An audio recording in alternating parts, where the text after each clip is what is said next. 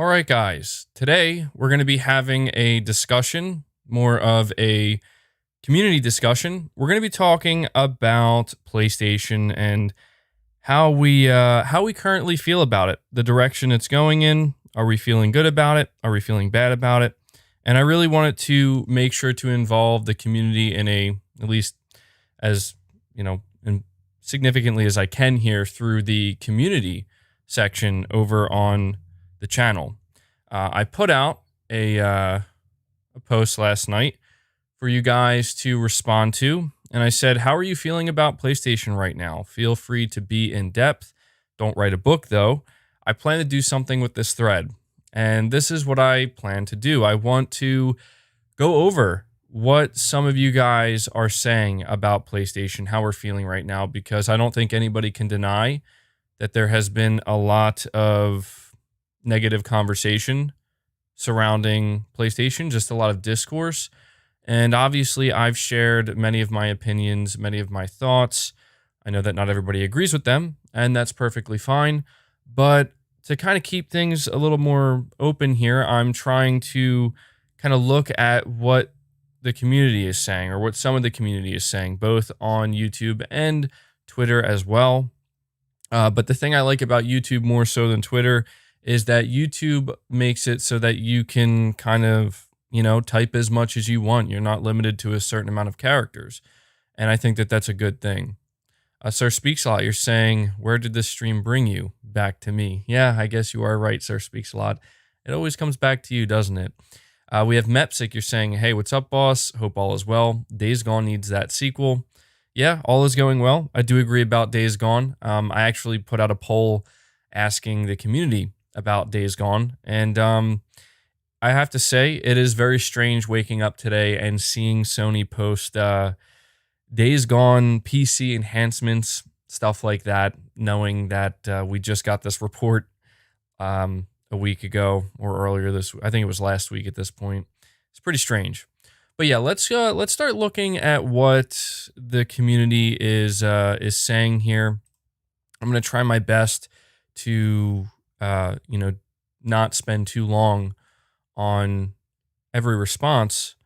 But we have Albin saying, I think a reconsidered leadership is something that has to be put to the test, where people at the top are experienced in the gaming community. Sean Layden and Shuhei Yoshida both actually came from the game development industry and definitely understood how leadership can work in favor of the consumers.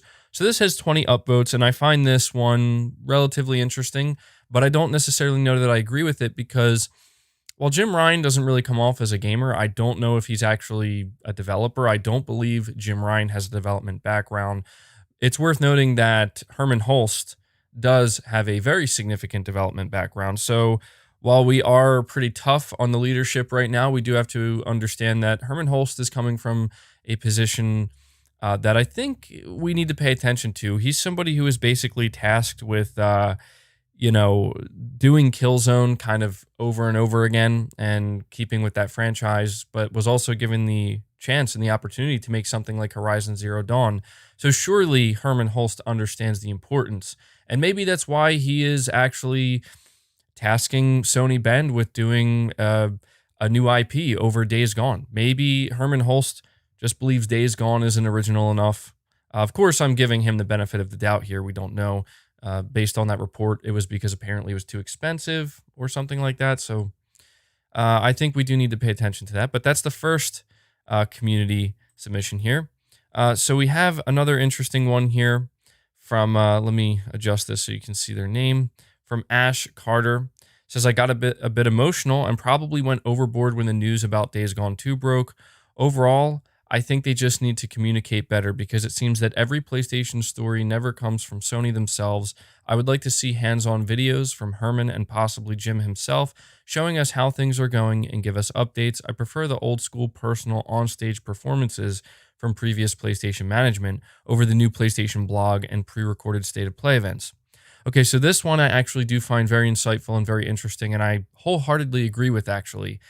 I do appreciate that this individual is acknowledging in the beginning that, there's always an emotional response. Like when we hear about No Days Gone 2, there's going to be an emotional response. There's really nothing we can do about that. And I'm part of that group. I just put out a discussion video yesterday about why fans, including myself, want a Days Gone 2, why we're so upset that we're seemingly not going to get a Days Gone 2. But he basically focuses on the fact that the communication Sony has opted for this generation is very different from previous generations, where they're being very quiet. They're being very, just, I guess you could say, hands off, I guess is the best way to put it, where he mentions here the PlayStation blog and the state of plays. And I do agree with this. I think that this is something Sony needs to do something about, because we know they're going to have their big events. We know they're going to have their games, and they're going to let the games do the talking. And I think that that's amazing.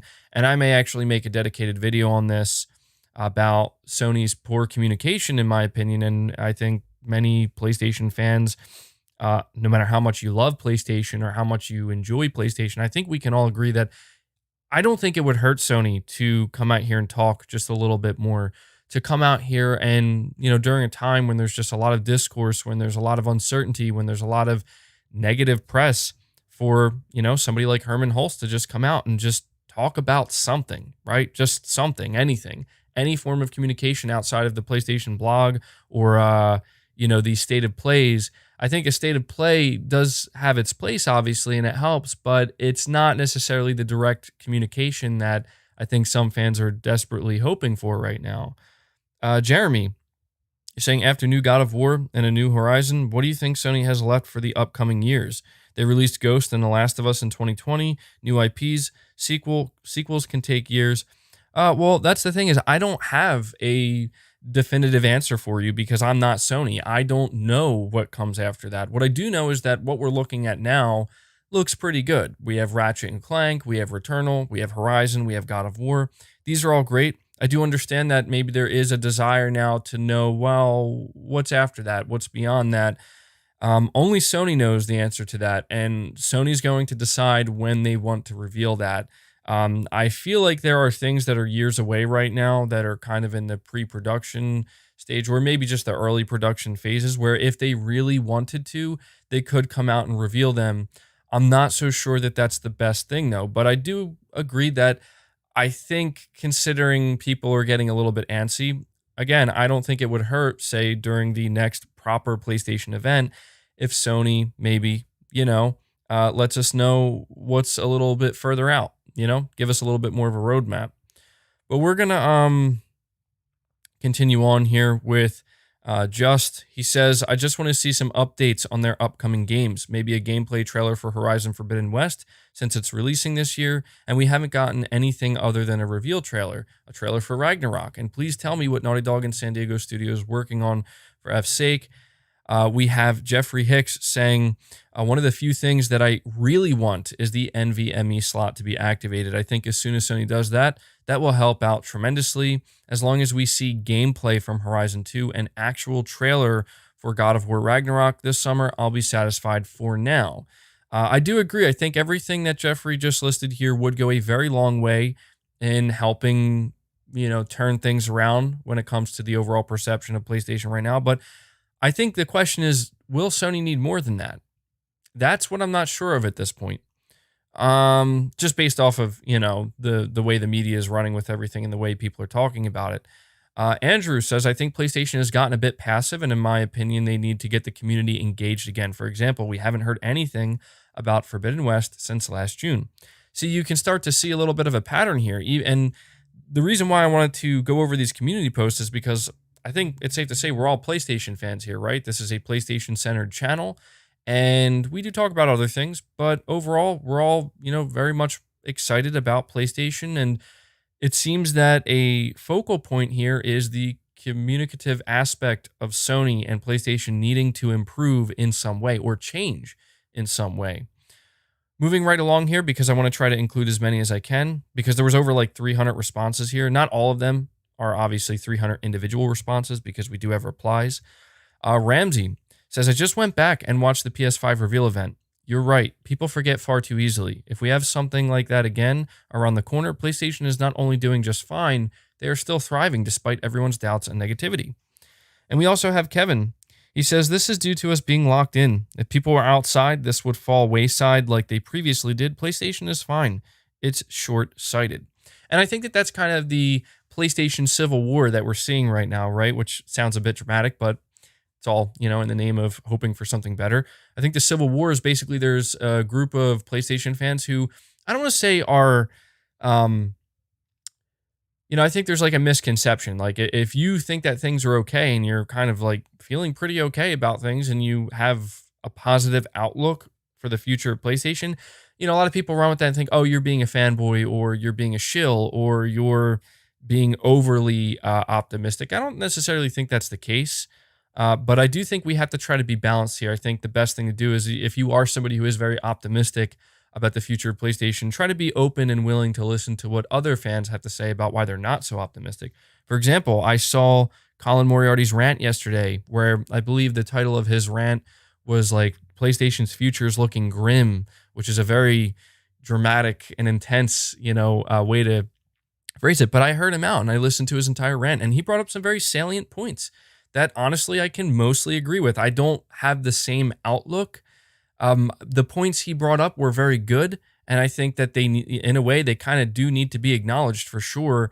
But I don't wholeheartedly agree with all of those points because I'm just not at that point yet. You know what I mean? Like I don't feel like I'm like on the edge of the ship. Like, okay, is this ship sinking? Am I gonna have to bail out now? Like, I don't think it's anywhere like that. Some people do think it's like that, but I do think that Sony needs to be very careful because they're playing a new game this generation with Xbox. There's no doubt about that. They're playing a new game. I think their strengths will continue to serve them very well, but they need to be very careful because the future could look grim for Sony if they are not careful, if they do not remain on their toes, I guess is the best way to put it. Tex Gamer 7, you're saying, I feel like all of this is just like when the media tried to make it seem like the PS5 was the weaker console with the whole T-flops mess. We all just have to be patient. You could argue, though, I do agree, patience is important at a time like this for sure, for every gamer. Like, we need to pump the brakes a little bit and not assume the worst for PlayStation or Xbox, right? Like, we need to be patient. But you could argue that this is the fault of, again, Sony's communication, Sony letting it get to this point. If Sony intervened, the snowball would not be anywhere as big as it is right now. I talk about the snowball effect all the time. Sony is just letting that snowball continue to roll and get bigger and bigger. They will stop it at some point, and they could basically just remove it entirely where there is no more negative snowball. But you could argue that that is the fault of Sony. We have David Gaines. Thank you for the generous donation, buddy. You're saying, what's up, man? I personally am good with where PlayStation is at right now. I mean, communication can be a little better, but we are months into the new gen, and we have a lot of games coming. We're good, in my opinion. Hope all is well. Well, all is well. Thank you, man. I appreciate the generous donation, and I mostly agree with you, David. I think that, you, somebody who's perfectly fine with the way PlayStation is not handling things right now, but just where PlayStation is right now, even you're saying that communication could be a little bit better. And then we have Primal Plasma saying, I think Sony is ahead of the game. They are treating the video games industry like it is the movie industry. They're only producing blockbusters. Yeah, that's the thing. I mean, there's kind of we talk about the whole PlayStation fan civil war thing. I think there is kind of this divide right now where it's like some people are very nervous about the idea of Sony just fully embracing and not doubling down, but seemingly tripling down on the big blockbuster AAA games. What's weird to me is, I think a lot of people are getting ahead of themselves because the last time I checked, this is what fans wanted. If you go look at the last state of play that Sony held, people were upset. Do you know why they were upset? Because they thought that not enough of the bigger stuff was shown. It was too much small stuff. And people are also, I think, failing to acknowledge, and this is where I will defend Sony a little bit, because I don't see enough people mentioning it. I understand the fear that, well, if Sony does this, they're going to stop caring about the AA games, the smaller games, and the indies. But if you look at what Sony has been supporting and showing up until this point with all of their shows, including State of Plays, including their big events, they've always put a spotlight on indie titles. Titles like Bugsnax, titles like Oddworld, titles like Volcano High, if that's what it's called. I don't know. But, and people, Sifu, games like this, like Kenna, people are, I think, this is where they're, I think, that letting the media and other, just the overall negativity kind of sway them a little bit too much, where it's like, you can be fearful and cautious, but don't ignore what Sony's been actually showing and doing and supporting. We can't ignore that. We can't pretend that these things don't exist. We can't pretend that Sony isn't actually putting a spotlight on these games, because they certainly are. Now, if you're fearful that Sony themselves are going to stop producing games like this, I think that's a little bit different.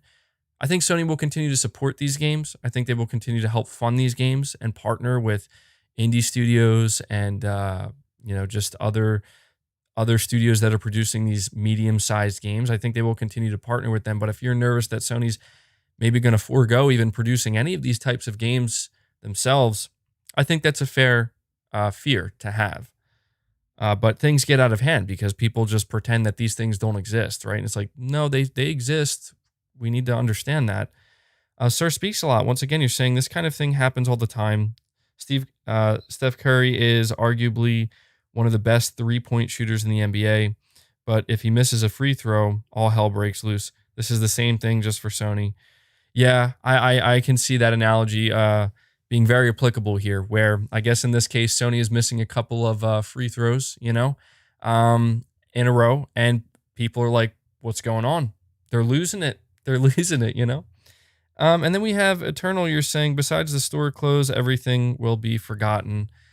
That's what I'm most interested in finding out, honestly. I'm very interested to see when Sony does start talking again, what exactly they're going to say, the weight and the gravity of what they're going to say. They might not say much. Jim Ryan might come on camera and say the exact same thing he said last year, which is, we're going to let the games do the talking. And then they just show a bunch of games, and it's like suddenly it's a snowball of games, right? And that's the conversation. What I'm interested in is just what you said there. Is this just going to be forgotten? Does Sony just have to make a couple of good moves on the board, and then suddenly it's like, oh, there we go. PlayStation's back in the saddle again, A lot of people still feel like PlayStation is in the saddle. They're just sitting there quietly. Talking about the NBA, I'm going to give you a little bit of an analogy myself in a minute here. David Gaines, once again, man, thank you so much for the generous donation back to back. You're saying, remember a while back when Sony mentioned they would decrease the support for AA games? It's funny because people were complaining about that, but here Sony is still supporting AA games. People forget far too quickly. I do remember what you're talking about, David. There was this overall concern that Sony was basically abandoning the AA games, the indie, the indies, basically the independent developers. And what's crazy is I remember last year when we got the first proper event from Sony, as this individual Ramsey here is talking about. And I remember there were actually complaints that there was too much of a focus on indie titles, on AA titles. And it's like, you guys got to be careful, at least for those who actually do care about these games. Because if you're one of these people complaining about that, you can act shocked when suddenly Sony is like, okay, well, then we're going to put more of a focus on AAA. I think we do need to understand that Sony is not abandoning these smaller titles. They just might not necessarily be developing them internally themselves. And frankly, I'm okay with that. I've held this stance where I feel as though there are more than enough development studios out there, small, medium, and large, when it comes to third party, that I don't think there's a need for Sony to take what few internal resources they have. Granted, I don't want to see those few internal resources going towards something like a Last of Us remake. You know what I mean? I'm not advocating for that either, but I also am totally okay with those minimal resources going towards bigger games. Like, if that's all Sony produced, I would be personally okay with that, because there's enough outside of Sony to fill in those gaps, to fill in those holes. Severin, you're saying, Sony, I feel, is out of touch on certain things and still relevant, as even in others, relevant as ever, in others not. Sorry, I'm having trouble reading your super chat. I'm reading it from my phone. That's why I can't really see it clearly. You're saying Sony, I feel, is out of touch on certain things and still relevant as ever in others. Not the end of the world, but concerning things from time to time. Yeah, that's the thing. I'm trying really hard not to come off as just like Sony Defense Force, because I just feel like it's a little bit unfair.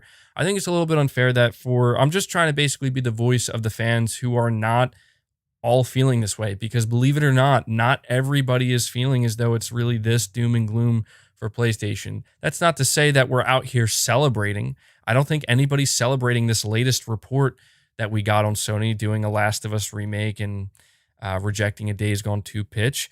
There are people who are, trying to, I don't want to say forcefully seek out the positives, but basically just trying to see the other side of the coin, I'm just trying to be a voice for for those who feel that way, but I'm also trying to give the community here, as you can see, we're going over these community posts, a chance to voice themselves. I know that I'm filtering these basically through upvotes, but I can't really, I can kind of control it, but I'm interested to see what people are agreeing with.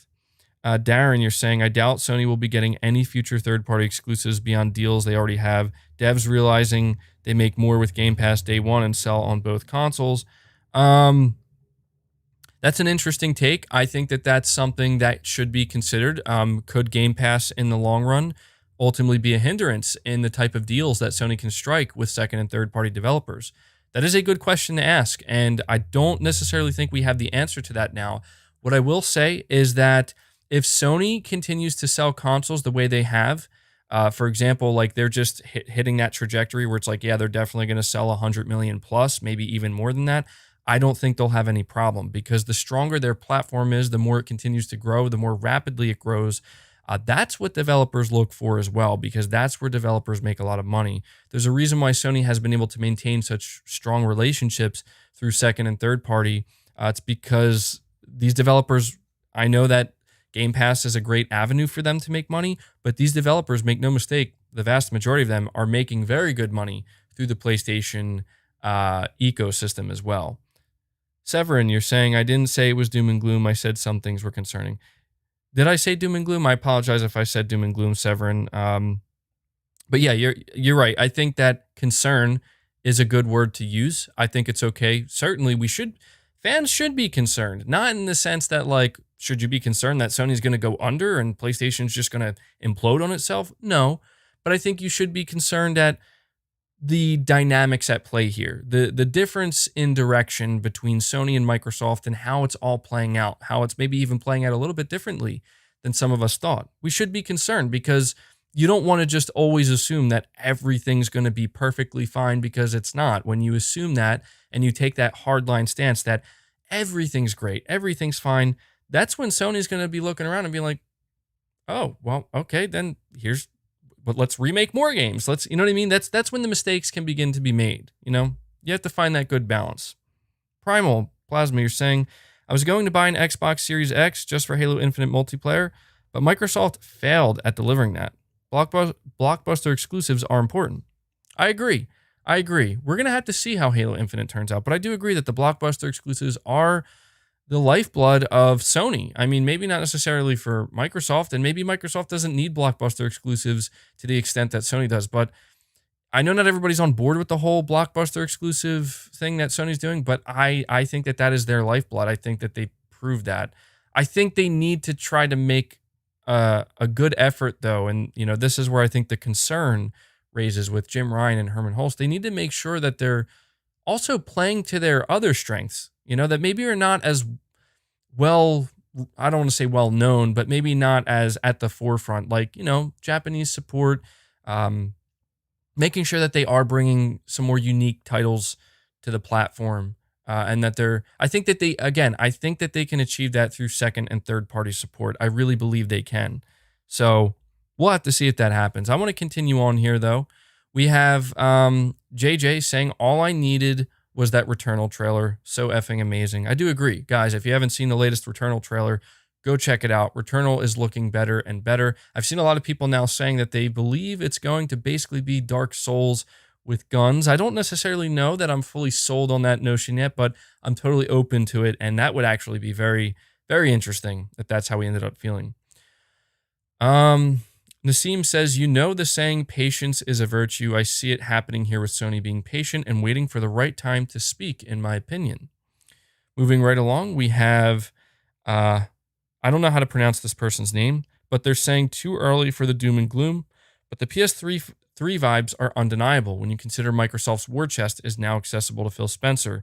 Even Xbox at the height of the 360 generation did not have such access. Every new game is a reboot.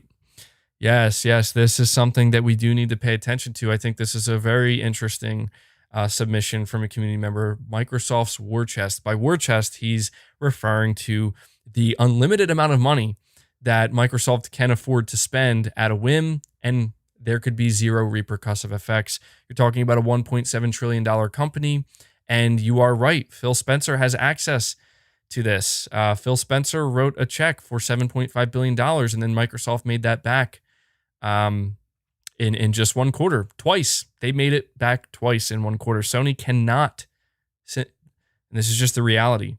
Monetarily speaking, Sony cannot compete, and it is something Sony has to pay attention to. So they have to find more creative, more interesting, more nuanced ways to combat Microsoft's war chest, I guess you could say. By war chest, we mean the amount of money they have to spend.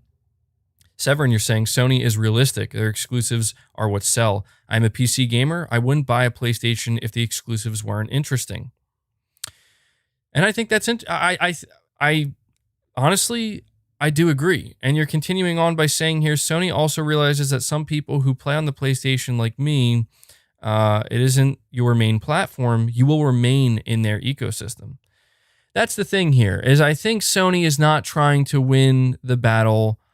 I think Sony is not trying to fight every battle, and therefore we can deduce that they are not trying to win every battle. Obviously, they would like to, but I think that the reality is setting in that they're not going to be able to do everything at one time.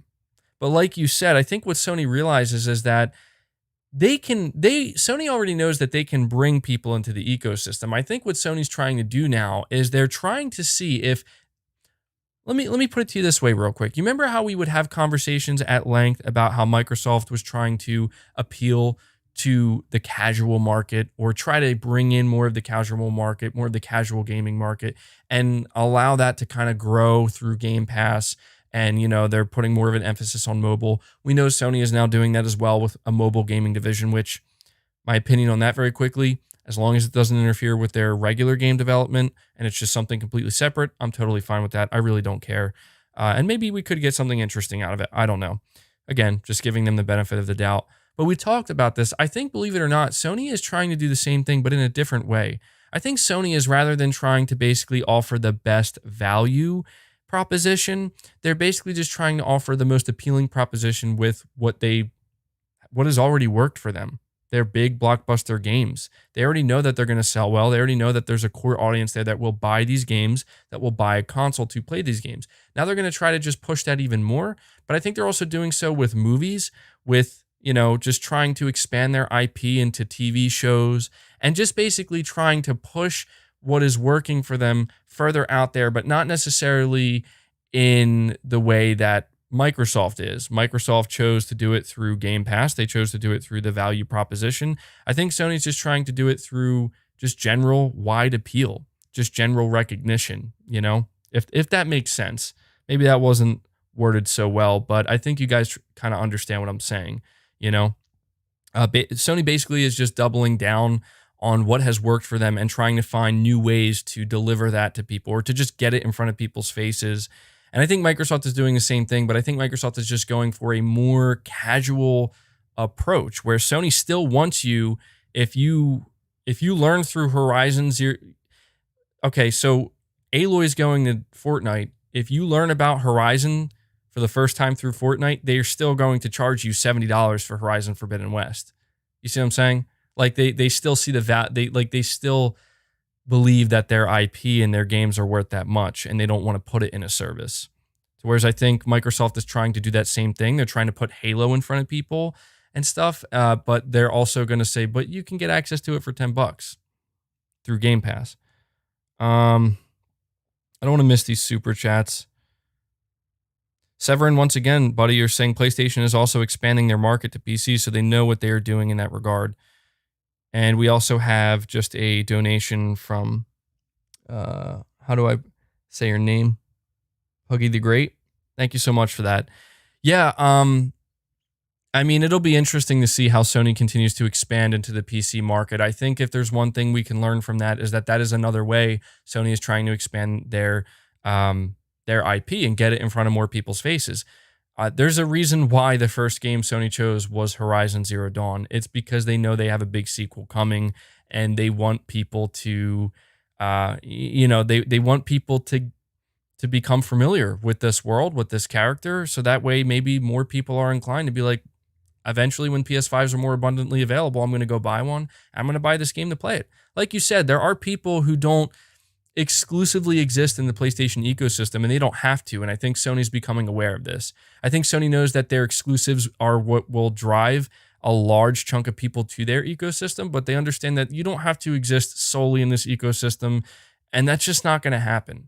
I think Sony's way of combating Game Pass is not by convincing people not to subscribe to Game Pass, but just by offering something that for those who are going to exist in the Game Pass ecosystem no matter what, for those who are going to prefer to exist in the Xbox ecosystem no matter what, they're going to try their best to convince you to, even if it's just for our exclusive games for now, come over to the PlayStation ecosystem, buy a console, maybe subscribe to PS Plus for some of the games we give out, stuff like that. But continuing on here, we have Andy saying, one thing we learned last year, Sony will announce new games and run on their own timetable. How I feel about it? Chillaxed. Yeah, so that's the thing is if there's one thing that we can gather from this latest report that's coming from Jason Schreier, Sony has not responded to it. Sony's only response up until this point has been, here's an update for the PS5, which is awesome and very welcome, and here is a new trailer and a release date for Days Gone on PC.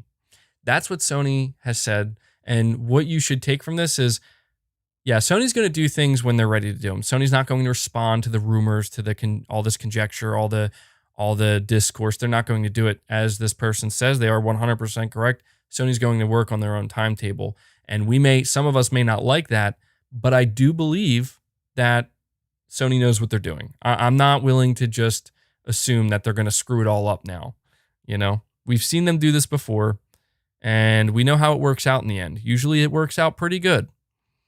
A Shorty Faye, you're saying it's funny when you're on top, people love to see you go down and forget all the good this past generation. Sit back and get ready for Returnal. Dude, I'm so ready for Returnal. I'm counting down the days at this point, and I hope to stream it. I think it'll be a really solid game to stream. In case you guys can't tell, I'm trying to stream more than ever on the channel because it seems to be something that you guys like. I think people appreciate interacting live and just hanging out with me. And then I think people do appreciate, watching it after the fact if they can't catch it live. So I'm not trying to do it every day, obviously, but I think just doing it more often is proving to be something that, you guys enjoy. I enjoy it. But yeah, it's true. When you're on top, people want to see you fall. That's just human nature. I don't think Sony necessarily fell yet. I think that maybe they're kind of like on the edge a little bit, and people are like, "Oh, are they gonna fall? What's gonna happen?"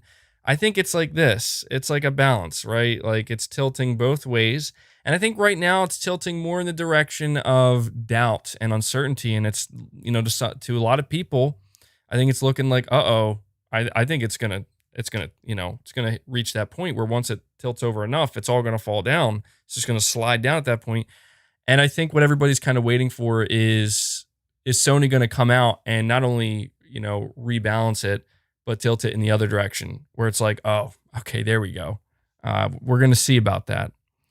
Question mark, you're saying, what's up, bro? I have to ask, nothing about Xbox, but we didn't have this pandemic. If we didn't have this pandemic, would Xbox be in the position they are in right now? I don't think gaming would be in the position it's in right now. I think that overall, a lot of the things we're seeing now would still be the same. I mean, I know obviously the pandemic is a terrible thing, but it's proven to be a great thing for gaming. Maybe not the manufacturing of these consoles per se, but a lot of people have come to gaming. A lot of people have looked at gaming in a way that maybe they haven't before. A lot of newcomers to the gaming industry, right? To just becoming a gamer. And I think that that's actually a positive from it. But I think Xbox in particular, they would still be in a pretty strong position. That's the thing. I'm seeing like if there's one thing that I'm having trouble believing is how rapidly the pendulum has swung in favor of Xbox, seemingly with the media, with just the way people are talking. I mean, I'm seeing people on Twitter actually who are Xbox people, right? Like they have like established Twitter followings and stuff, and they're all about positivity and not the console war stuff. Even just today, looking at the announcement of the Days Gone PC reveal, I saw, I'm not going to bother naming him because it doesn't matter, but it's this individual on Twitter. As I said, they have a lot of followers, and they're Xbox centric, and they're always supposed to be very positive, and they've been following Xbox for years. But now that the pendulum has swung, I guess they have more confidence, where they're basically making jokes like, because Days Gone's going to PC, they were saying something along the lines of, is this being published by the MLB as well? I'm asking for a friend, and I'm just like, okay, like it is what it is. But I'm just saying that, like, there's a lot of people who when you're when you're in the corner, you get humbled and you're like, oh, okay, I can't make any jokes, can't do anything. But so I get why Xbox fans are doing it now. The pendulum has swung. I get it. It's just interesting to watch it all go down, though. It really is. It's fun too, honestly. Severin, you're saying, I'm giving my humble opinion here, but PlayStation doesn't have to compete with Game Pass. They just need to expand their market, limited PS5 supply, etc. All the more reason to do so, especially now. Yeah, that's a thing too, is like, I feel like if there was ever a time for PlayStation to, I don't want to say like go downhill because that sounds ridiculous, but to basically convince people, not convince, that's also, I got to figure out the best way to word this. If there was ever a time for Sony to have just an influx of bad news and just kind of negativity surrounding the brand, I do think now is that time, because people can't buy PS5s. And I don't think this is going to have a long-term impact. I think that if there's anything we could get from this, that I hope we get, is maybe this gives Sony a little bit of a wake-up call that you do have to try to improve your communication a little bit with the fan base. That doesn't mean you have to do everything people are demanding. No, you don't have to respond to these reports, but you need to improve the communication just a little bit, because yes, the PS blog, it's getting a little bit tired. It's just not exciting to a lot of people. State of plays, we need a little bit more oomph than just what we're seeing with the state of plays. Just something. I think that's one area where Xbox and Phil Spencer in particular, they've been knocking it out of the park, dude. When it comes to communication, Xbox fans are eating very well. They're full right now when it comes to communication, and that goes a long way with perception and just online chatter, and that's more important in this day and age than ever before. And I think Sony needs to be a little bit less like Nintendo in this area and more like Microsoft. So, but I do agree that, like, I think that whether or not Sony truly has to compete with Game Pass, that's going to be something we learn slowly over time. I think the whole MLB thing recently has people shook and shocked and like, what is going on out here? And I think Sony's trying to basically be the Rock and be like, we're just going to sit here silently and we're going to let it pass and we're going to figure it out. That's my assumption anyway. I mean, I'm not Sony. I don't have contact with Jim Ryan. It'd be nice. I wish I could give Jim a call right now and be like, so Jim, you think you could tell me what's going on here? What's happening? I'm not in that position. Akinda, you're saying, yo, what's up? FaZe Banks. Did you think you were still on YouTube? Kidding. Okay. But hey, keep up the good work, MVG. Thank you. I'm not too familiar with FaZe Banks. I don't know. Did he stop YouTube or something? Are you implying that I look like him? I don't know. Thank you for the super chat, though. We have a few more here. A very, very generous donation from CookX84. Thank you so much, man. I really appreciate that. You're saying, I respect you, MBG, because you address issues as they are in such a good way. Many people here cast a wide blanket of the criticism as fanboy outrage, impatience. Sony has games, relax, etc. Don't ignore the bigger picture because you're having fun with Dark Souls. Well, I appreciate that, man. And thank you for that donation, Andy. And then really quick, we have Chris B. You're saying it's shocking from May 2020 to November 2020. Sony owned Microsoft, and in just 4 months of quiet, and everyone thinks that they're dead again. What the F? Is Outriders that good? I'm going to talk about that, Chris B. But, Yeah, I mean, here's the thing, CookX84. First of all, thank you for the generous donation. I really appreciate that. And I appreciate that you respect me. You know, the thing is, what's difficult for me is I have my own personal opinions, obviously. Anybody who's been following this channel knows that.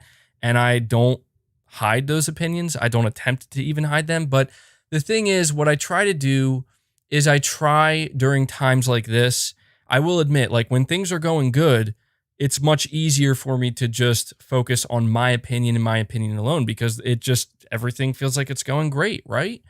But when things are starting to get a little bit more murky and a little bit more, I don't know. I don't know. Is everything going as good as I want to believe it is? That's when I start to, perk my ears up a little bit and try to listen a little bit more and try to get different perspectives to not necessarily influence and change my own opinion, but to maybe see things from a perspective that I maybe otherwise wouldn't have considered. That's what I'm trying to do here, where it's like, I'm listening to PlayStation fans speak their concerns, and I'm listening to that. I'm even entertaining people that I know aren't PlayStation fans just to see what they're saying. And I'm also thinking about how I feel and how I'm also listening to those of us who feel good still. There's a lot of us who feel good. There's a lot of us who don't feel very concerned. And I'm trying to play, the role of somebody who can give my own opinion, let you know why I have this opinion, but also entertain others and just take into consideration other aspects that maybe, are outside the realm of everything's great. That's all. I'm trying my best. It's a difficult, it's a difficult thing to straddle, honestly, but I think we're doing it here, or at least we're trying. And I do agree, Crispy. It is insane. If there's one single thing that I have not been able to wrap my mind around, is just what you said. Between May of 2020 and November of 2020, PlayStation was seemingly just kicking ass and taking names, man. Like it was a bloodbath. And we were like, holy crap, this is amazing. And within just 4 months, it's like, wait, it's almost like you get spun around and you're like, what just happened? What just happened? How did this happen this way? Believe me, if there's anybody here right now that is feeling that, it's me. Believe me. And that's why I'm trying to figure out what exactly is going on here, what just happened. But Chris, I do appreciate that because I'm glad I'm not the only one who is seeing it like that. Like what just happened? Just like that. Kendall Fire saying the pendulum hasn't swung though. As soon as Sony starts presenting games, public perception will instantly say the same thing. Or I guess what you're saying is that once Sony starts presenting the games, the public is going to be basically experiencing the same thing that happened last year. Well, that's the thing, guys. I think that I'm going to speak to that in just a second because there's something I want to say about that. Swizz, you're saying, honestly, Sony needs a Phil for communication. I do agree. I mean, don't get me wrong. I have my issues with Phil. He has, I think, said some things before that's just like, what? Like everybody holds like Jim Ryan to the fact that he said, who wants to play these old games?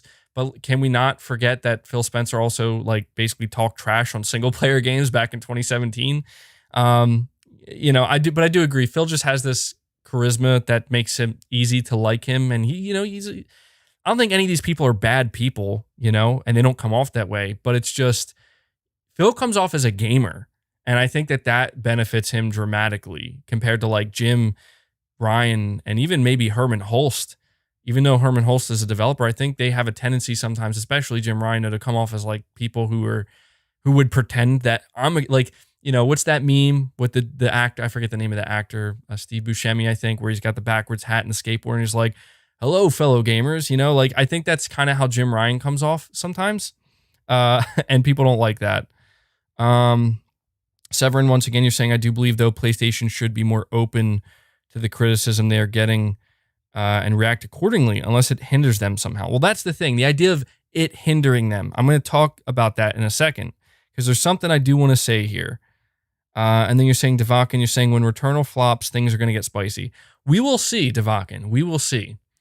Returnal, I feel like Returnal, unfortunately, is in a position where it's either going to flop or it's going to be like, whoa, this is a sleeper. This is the sleeper hit of the year. I feel like it's been put in that position. It's kind of in between a rock and a hard place, but I think it could benefit from that if it turns out to actually be as good of a game as I'm hoping it will be. Andy, you're saying, dude, Sony should make a subscription including PlayStation Now, PlayStation Plus, and a premium Crunchyroll subscription since they bought Crunchyroll. I actually agree with that. I do wonder if Sony plans on like kind of bundling in their stuff together. We're going to have to wait to see if they do, though. But I do agree. That would actually be a very good move. And I think people would be like, whoa, like, this is great. Maurice, you're saying it's maybe a PS3 generation situation where Xbox had the momentum and Sony catches up in the end, in my opinion. Keep up the good work, MBG. Oh, and I pre-ordered Returnal. Awesome. I'm glad to hear that. I hope it ends up living up to all our expectations, man. So I do want to say, I do not think, even if that's kind of what we're seeing right now, and that's how some people are feeling, I can tell you right now, unless Sony really messes some stuff up, like with their games specifically, it won't take that long. You won't have to wait till the end of the generation. Sony's going to come out with these games, and these games are going to be like basically a kick in the face to everybody who's doubting them. Like when Horizon Forbidden West drops, dude, that's like going to be a boot to the face to everybody, like a snap back to reality of like, oh, wait, yeah, this is why we love Sony, like this is why Sony can get away with some things that maybe we don't want them to, but they do because look at what they're delivering, That's going to be the reality, I think, unless they screw the games up, right? Joe Brown, you're saying competition is good. We should be celebrating the fact that Microsoft has got Sony on the back foot. This only encourages more excellence from each other. I do agree. I've been an advocate for competition since day one, and while I do think that I know that I'm coming to Sony's defense a little bit. Mainly, I'm not fighting off the criticisms. I'm not fighting off the concern. I'm only just trying to fight off the kind of absurd notions that we did see. And I know Xbox fans went through this. I was one of those people. People forget. People were laughing at me because they're like, wow, it's crazy, MBG. Just like any company you follow or any product you follow, like it just goes downhill, right? Happened with Xbox, happened with Days Gone when it came out. Now it's happening with Sony. It's kind of comical, but the competition is good. We need to understand that. Shaky Shaker, you're saying, I would like to wish for every player from PlayStation, Xbox, Nintendo, PC gamers, and even mobile gamers a great day. All of us want video games to thrive and blossom. MBG, keep being strong. Well, thank you so much, man. And I do agree. Times like this, when there's a lot of discourse, I think we do kind of all need to maybe center ourselves and realize that at the end of the day, we just want to play great games. That's ultimately all it's about. And I understand that could maybe be the reason why some people are upset at Sony's decisions, but also why some people are optimistic about what's going to happen next. But all in all, I do agree. That's what everybody wants, ultimately. Matt, you're saying the problem is Xbox has been able to keep the train moving while PlayStation moves in bursts, which is why I think PlayStation dominated 2020 game-wise, but PR-wise, Xbox was and is dominating. PS in trouble? No. Yeah, so that's what's interesting. You're using kind of like the metaphor of like the PR momentum is like a train that begins, it leaves the station and it gains more and more speed and momentum. And what's weird is that we saw that with PlayStation, as we said in 2020, where dude, that was like the speeds that train started to achieve was insane, right? And that was obviously due in big part to the PS5 and just the next gen hype. But what's crazy is I thought, metaphorically speaking here, that the train was it was going to slow down significantly going into 2021, but it was still going to be relatively fast, this train of hype and momentum, right? But instead, what ended up happening is it's almost like the Sony train, the PlayStation train almost has come to nearly a complete stop. Maybe it's at another station now, just completely stopped. And when that happened, Microsoft's train started to take off. And yeah, it's still going and it's still gaining momentum. So I do agree with that completely, even the analogy here. And so the question we all have is, how long is Sony's train going to remain at the station? When is it going to go and take off? And how fast is it going to start to go? How much momentum is it going to gain? Is it going to be able to, I know people are not going to like me saying this, but is it going to be able to catch up with the momentum that Microsoft has, achieved for themselves so far this year? I think it will. I'm going to have something to say. I'm going to have something to say in a minute here. I just want to make sure I get all these super chats because you guys are really showing some amazing support here. Cypher, you're saying there's a rumor that Sony is making a service similar to Apple TV where multiple things are under one service, anime, games, and maybe back compat. That would be amazing. I see. That's the thing. And this is basically the big thing I want to say here. I just want to get to these super chats. Like, do we really think Sony isn't doing anything right now? Do we really believe Sony's just sitting at the top of their throne, eating their grapes, and just being like, everything's fine here? Do you really think that that's what's happening right now? Kevin, you're saying, I wonder for Microsoft if that has to do with the American world audiences. Phil is American. We're naturally boisterous people compared to other leaders. It could be. I think Phil's a pretty humble guy, but I feel like I feel like people forget. Like, Phil Spencer did say a while ago he wants to win. He did say that. He said it clear as day in an interview, and I remember everybody was talking about it. But he had to be humble because you were in last place.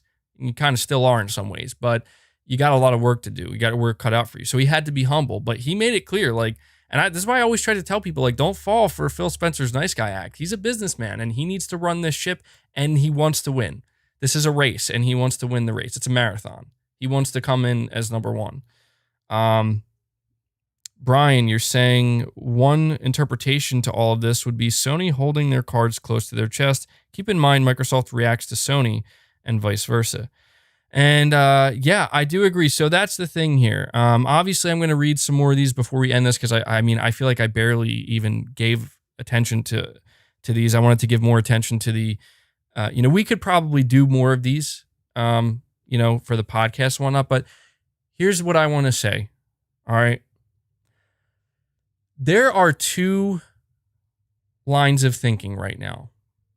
There's a deviation. We have this side and we have this side. And I'm going to tell you what those are. On one side, because we're all seeing the same thing. Everything that's happened with Xbox and PlayStation this year and the PS5 and the Series X and the direction these companies are going and the MLB thing, the recent report on Sony, we're all seeing the same things. And it's creating a divide. And that divide is in your thought, in what happens next, in what's currently happening right now and what it's going to lead to. The negative side, in my opinion, or the more concerning side, the side that's very concerned, what they're thinking currently is that Sony is, as I said, they're sitting at the top, carefree, that they're arrogant, that they are complacent, that they do not see any threat around them. They do not see Microsoft as a threat potentially. They do not see Xbox ever besting them. That they just have this,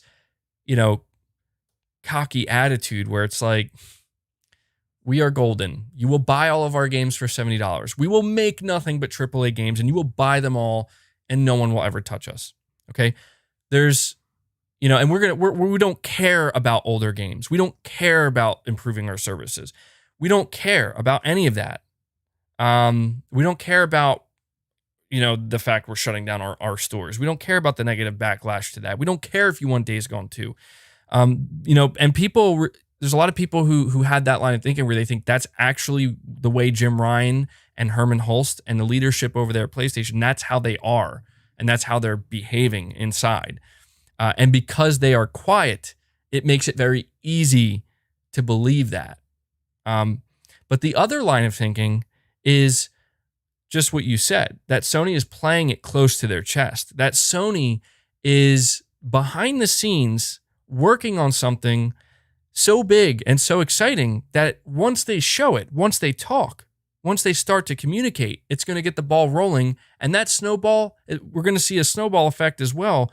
But this time it's going to be, in a positive direction, positive snowball that's just getting bigger and bigger, and it's going to completely dwarf the negative snowball effect that we're experiencing right now. These are the two lines of thinking.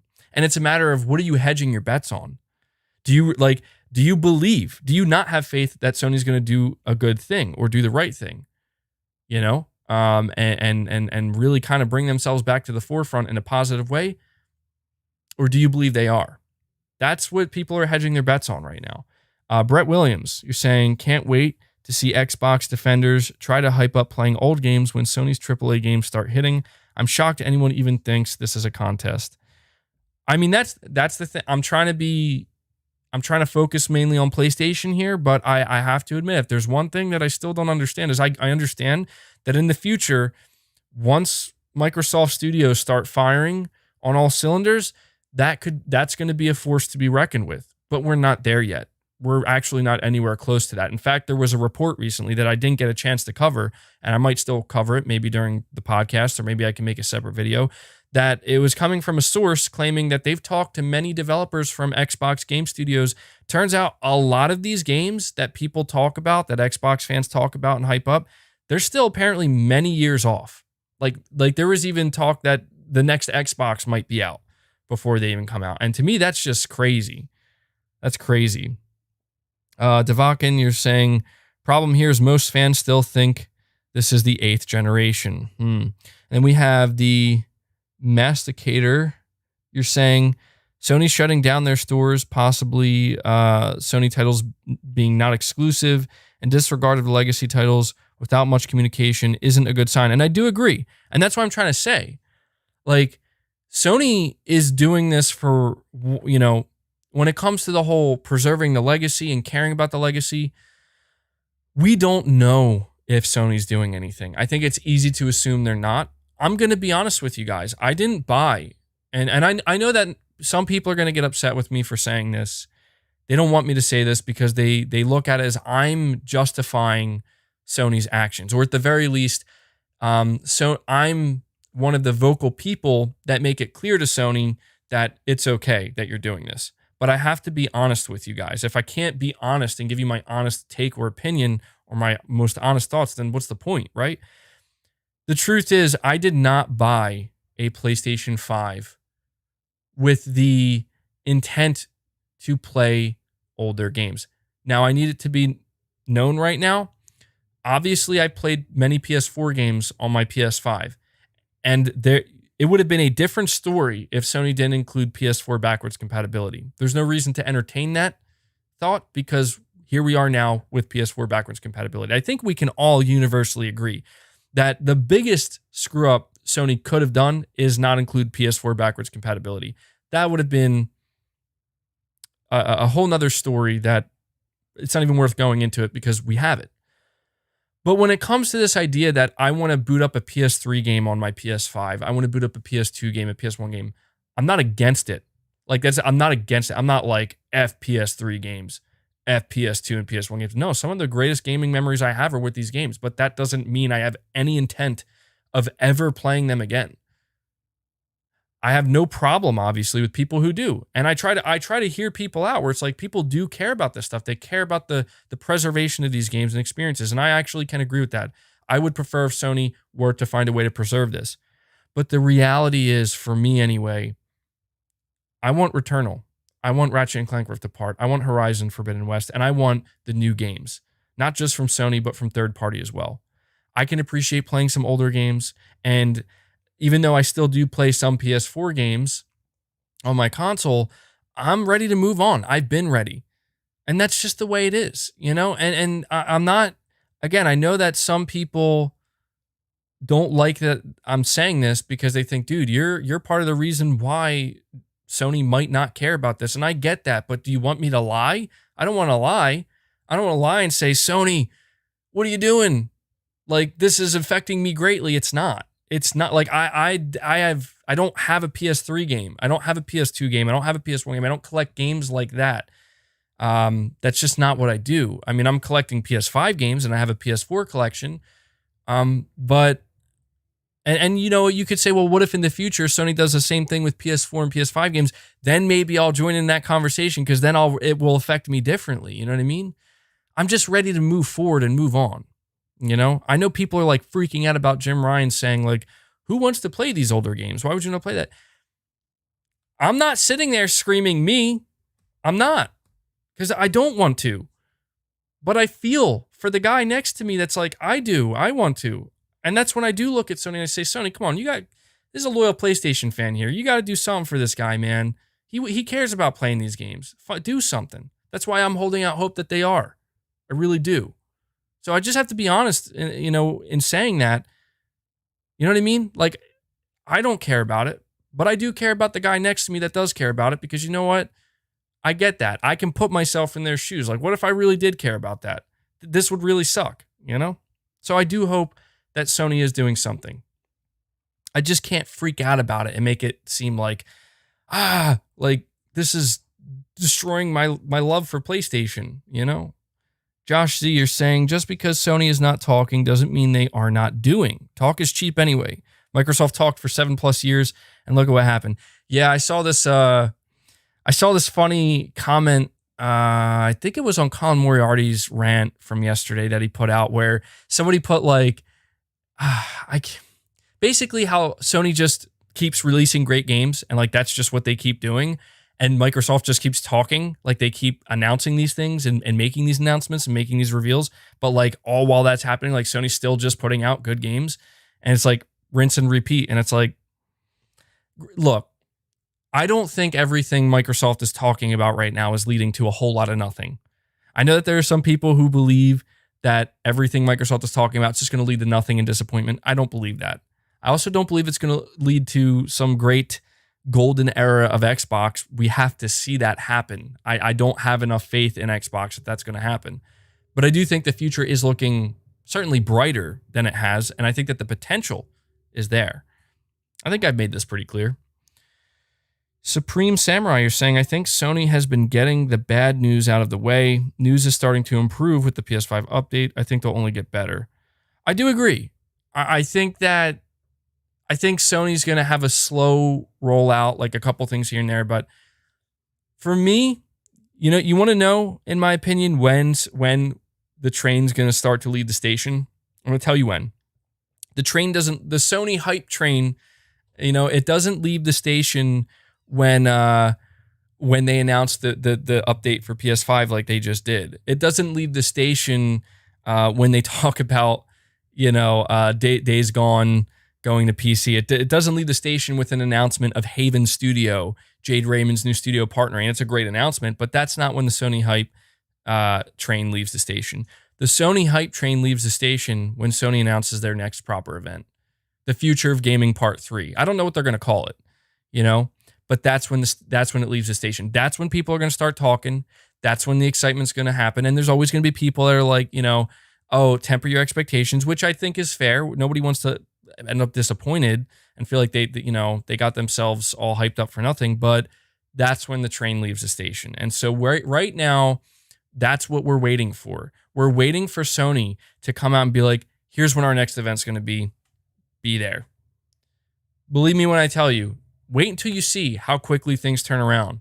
Now, at that point, the hype will be palpable, okay? You're going to know, like, okay, people are really starting to feel the PlayStation hype return, but the question will then be, will Sony be able to deliver? Because in my opinion, this silence has worked.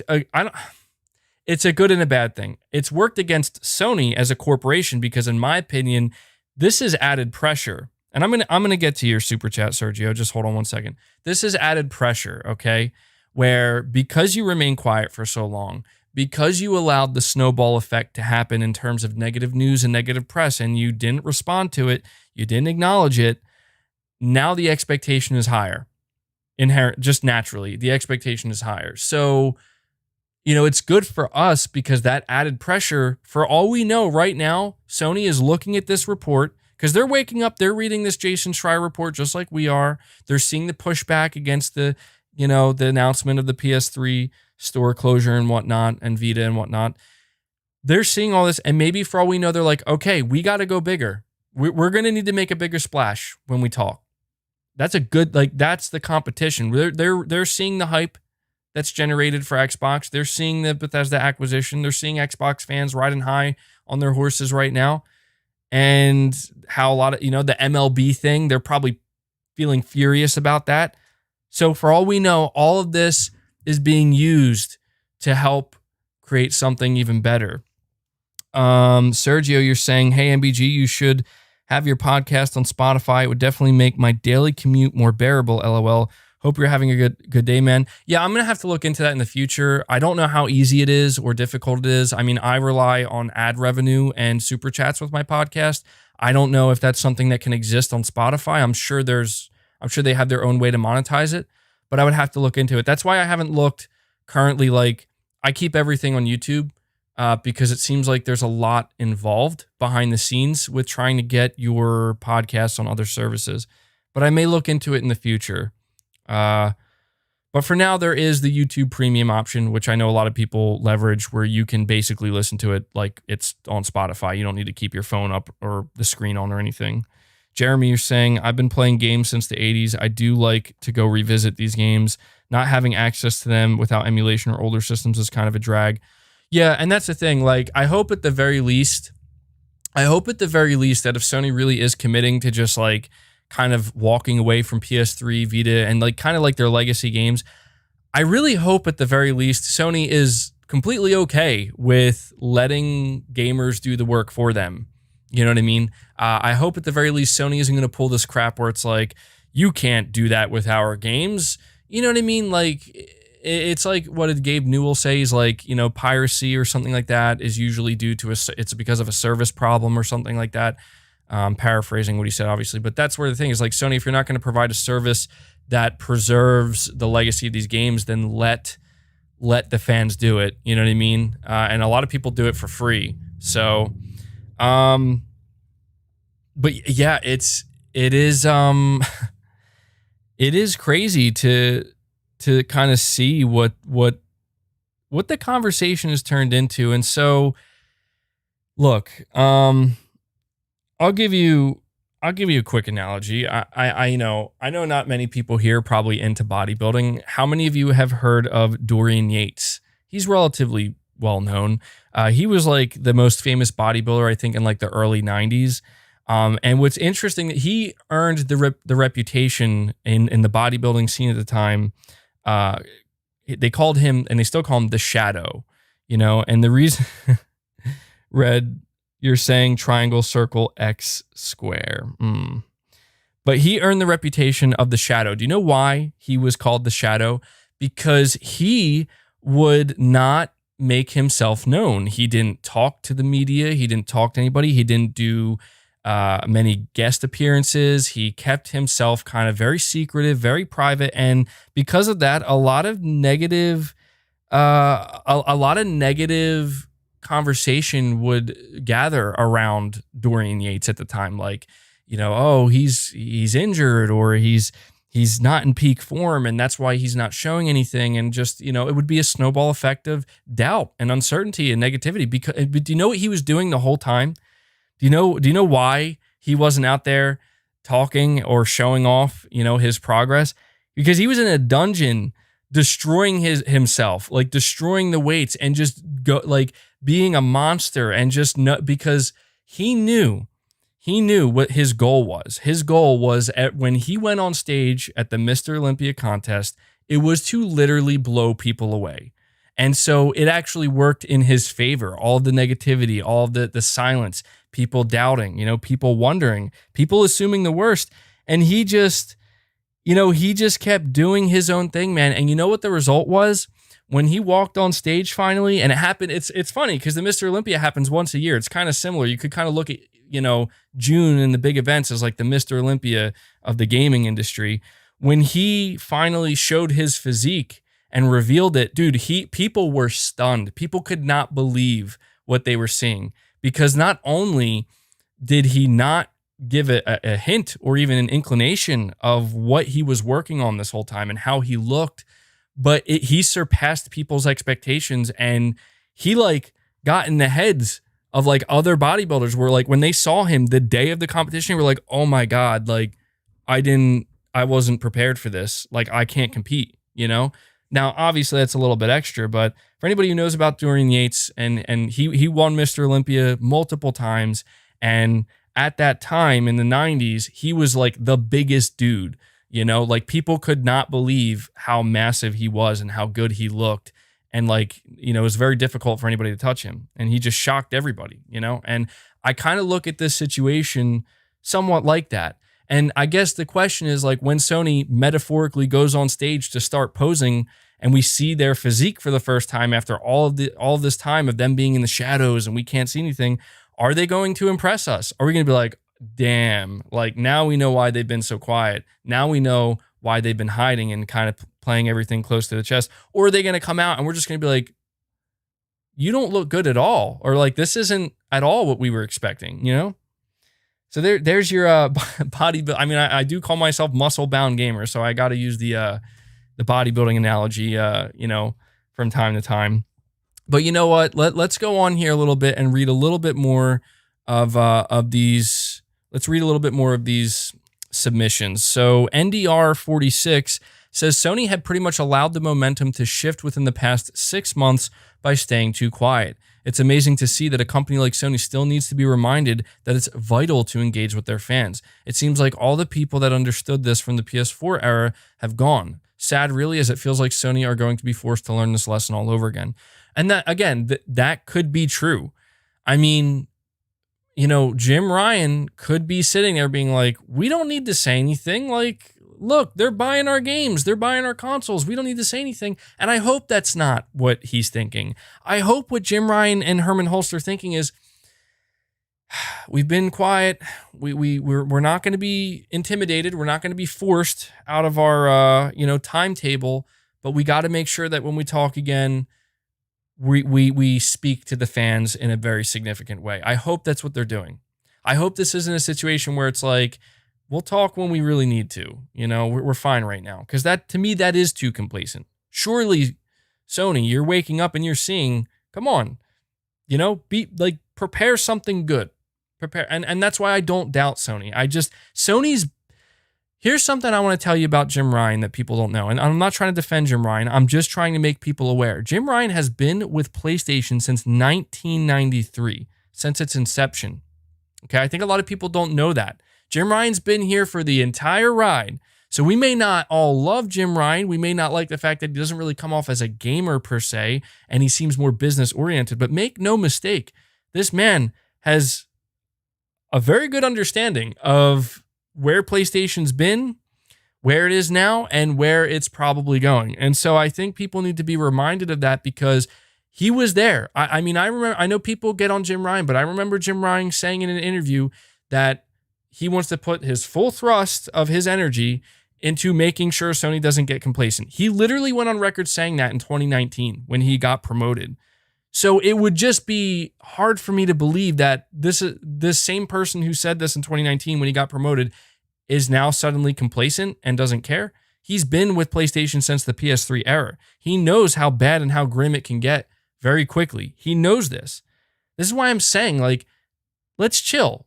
You know, listen, David Jaffe said it himself. Like, let's not be writing his obituary already. Let's give him a little bit of leeway and time to see what he actually does. I think that's just fair. A lot of people thought Phil Spencer was the wrong guy at the time when he got promoted to Xbox. A lot of people thought that he was just going to make it even worse. And I'll admit, I was one of those people at the time. I'm like, dude, this guy isn't really, I don't know. Is he going to do it? You know, it doesn't seem like he is. But now look at how everybody's like, oh my God, could you imagine what would have happened to Xbox if Phil Spencer wasn't leading the ship? You know? I mean, a lot of people still don't like Phil Spencer. A lot of people still don't like Xbox. I'm just saying, though, I don't think anybody can argue that he took Xbox in the direction at the time that was necessary to get them to where they are now, which is in a spot where they have the most amount of potential. Leo, you're saying PlayStation fan base are diverse players. We are in a hive mind. As long as they keep producing new and good exclusives, nothing else matters. Division 2 platted. Congratulate me. Congratulations. I actually also platinumed the Division 2. It's definitely not the easiest platinum to earn, and it can take time. So it can take a good chunk of time, I mean. So congratulations, man. I'm interested to see apparently the Star Wars game that studio, Ubisoft Massive, I think their name is. They're working on a Star Wars game. So it's basically going to be the Division, but Star Wars. I don't know how I feel about that. Raul, you're saying, I think Sony will announce a way to play all PS1, 2, and 3 games on PS5. I mean, that's the dream, right? That's the dream. And I feel like this is one of those things where it's like, we want to believe Silent Hill and Metal Gear are making a comeback. It's the dream, man. It's the dream. We want to hold on to the dream. We want to believe it. And if we find out that Sony's not working on a solution to PS3, PS2, and PS1 games, it's going to be damn, Sony, you had such a great opportunity here to just win people over in such a big way, but we don't know. I mean, let me ask you, what would be Sony's a big, I know we talk about Sony compared to Microsoft, like, oh, Sony's dwarfed by Microsoft. In a way, they are. Yeah. But that doesn't mean Sony is some kind of like small fry. You know what I mean? Like, Sony's a huge company. So it's like, and they have a lot of money. They have a lot of money. What would be the harm in trying to invest in that? You know what I mean? Like, that, to me, and maybe this is because I'm just not business oriented enough. I'm not Jim Ryan. I'm not leading PlayStation, and I don't see all the numbers in front of me. But even though I'm not for it, like, I don't care ultimately. I'm not screaming for it or clamoring for it, but that's my question that I feel like I would love an answer to from somebody at PlayStation, which is, what would be the harm in it? You know what I mean? Maybe surely I know it would be a big undertaking. It would be expensive. It would be time consuming. It would take resources, but surely you can afford all of these things, right? Surely it would be worth it, right? I don't know. Maybe it's not.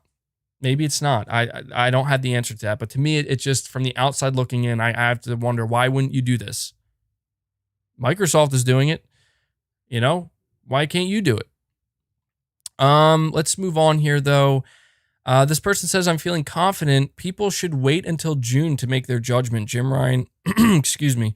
Jim Ryan has been PlayStation before any of us. I think he's referencing the fact that Jim Ryan has been with PlayStation since 1993.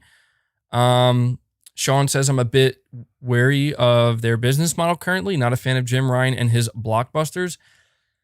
And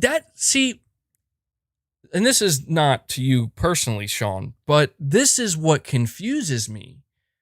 He says he's not a fan of Jim Ryan and his blockbusters, but isn't that what we got all last generation?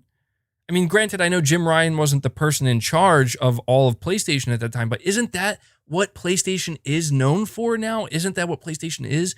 That's where you go for your premium steak, for the big blockbuster movie experience, just video game wise. I mean, that's what's weird, is like, people are acting like this is new, and I'm like, this isn't new at all. This is PlayStation. This is PS4 right here. You know what I mean? Jeremy, you're saying, if Xbox brings Ubisoft games to Game Pass, what do you think? Well, to be honest, it's difficult for me to talk about the future of Game Pass. What I can say is this, factually, ready, fact. Microsoft is tripling, quadrupling down on Game Pass as we speak, and they are signing deals. So I think Sony has to compete with that. I think Sony has to be aware that Outriders, MLB, this is just the start. And I'm not talking about more PlayStation games going to Game Pass. That's not going to happen. But I'm just saying, these bigger games, especially looking at Outriders, we're hearing that Battlefield 6 might launch in the Game Pass. I believe it.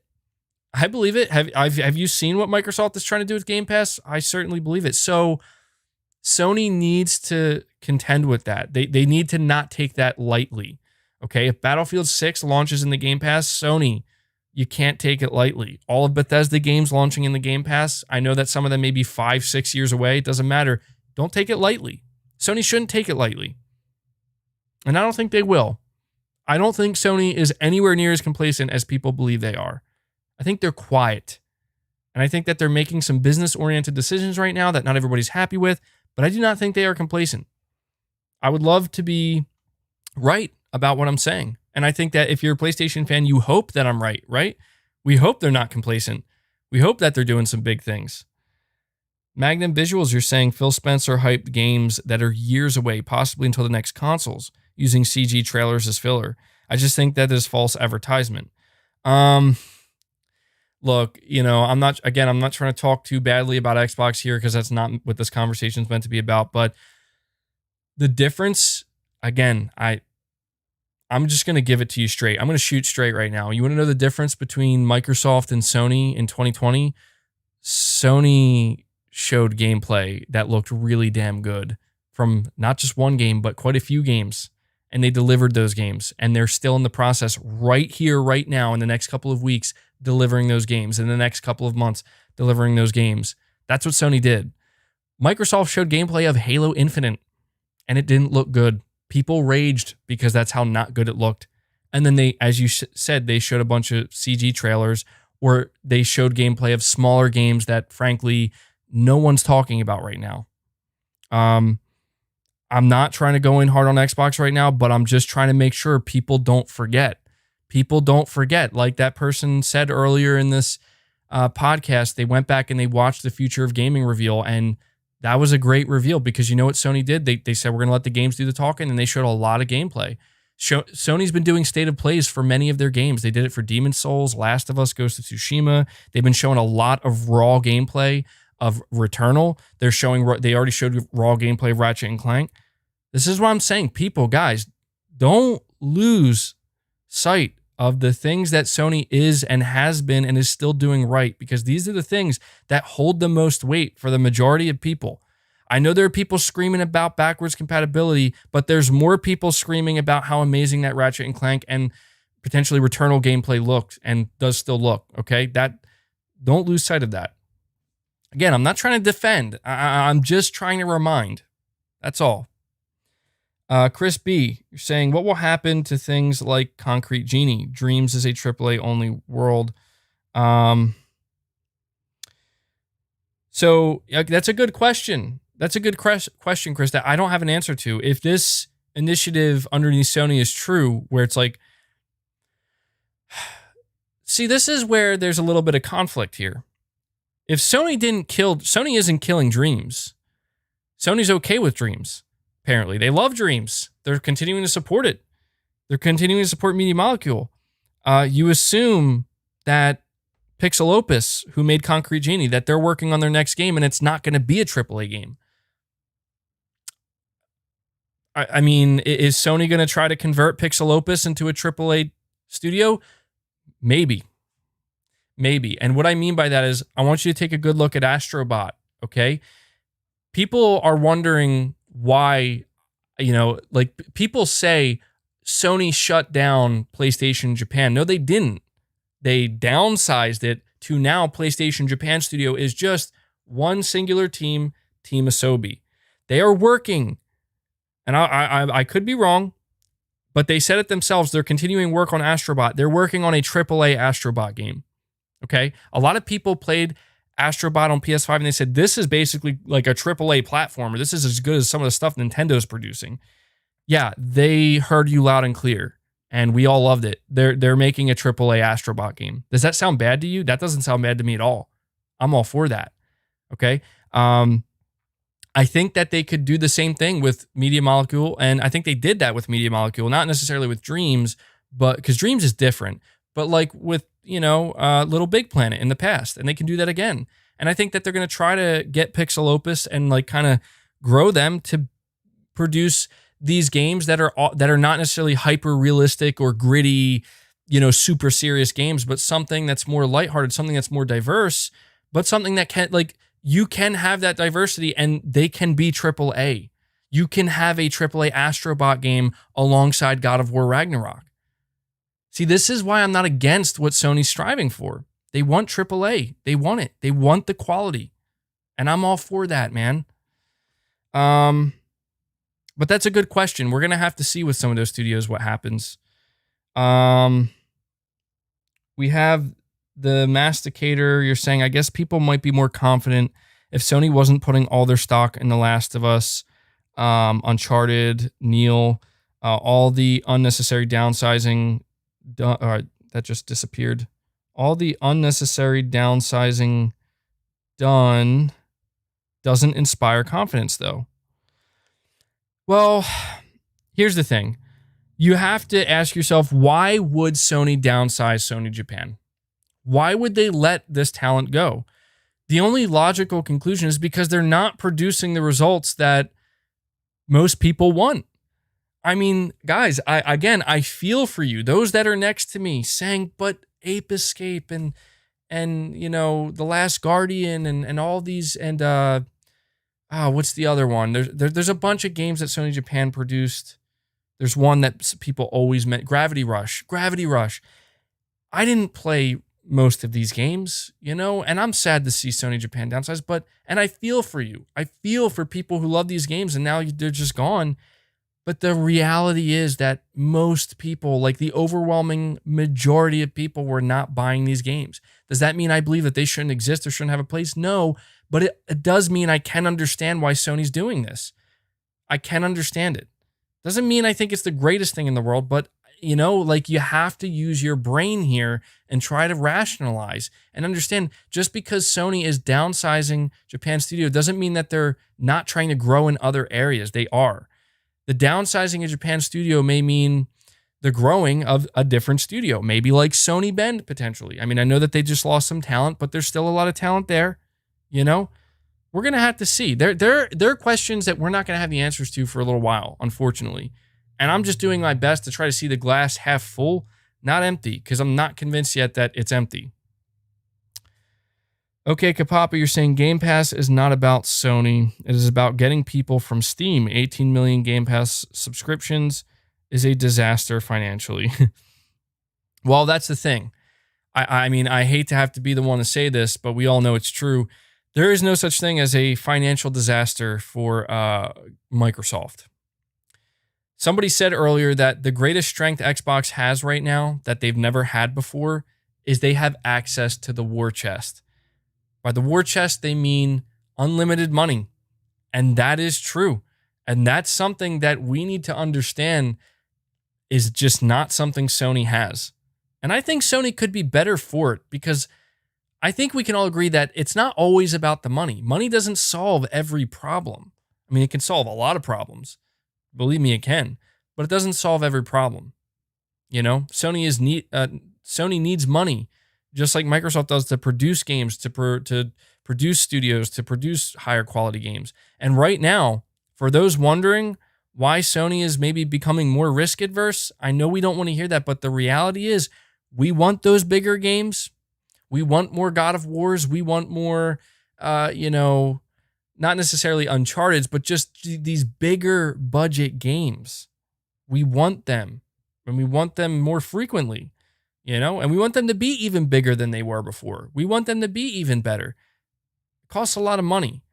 And that, Sony is basically trying to make sure that they don't sink their ship, because you know what it would take to sink Sony? Or maybe not Sony, but PlayStation? You take even just 2 God of War, Uncharted, Last of Us 2, Ghost of Tsushima level risks in terms of how much these games cost to produce, and they flop. Do you know how badly that's going to hurt PlayStation, like their bottom line? That's the thing, is like they are risk adverse for a reason. It doesn't mean they're not going to try new stuff. It doesn't mean we're not going to get new IP. It doesn't mean we're going to get the same recycled stuff over and over again. It doesn't. It just means they're going to play it a little bit more safe for the sake of their safety as a business. You would do the same thing. It's just the truth. It's just the truth. People need to understand that Sony is a company that during the PS3 era, they let people run the ship there who literally, it was on the verge of being completely submerged and gone. Like there was no saving that ship. That's how close they got, because they just thought that, we're fine. We're fine.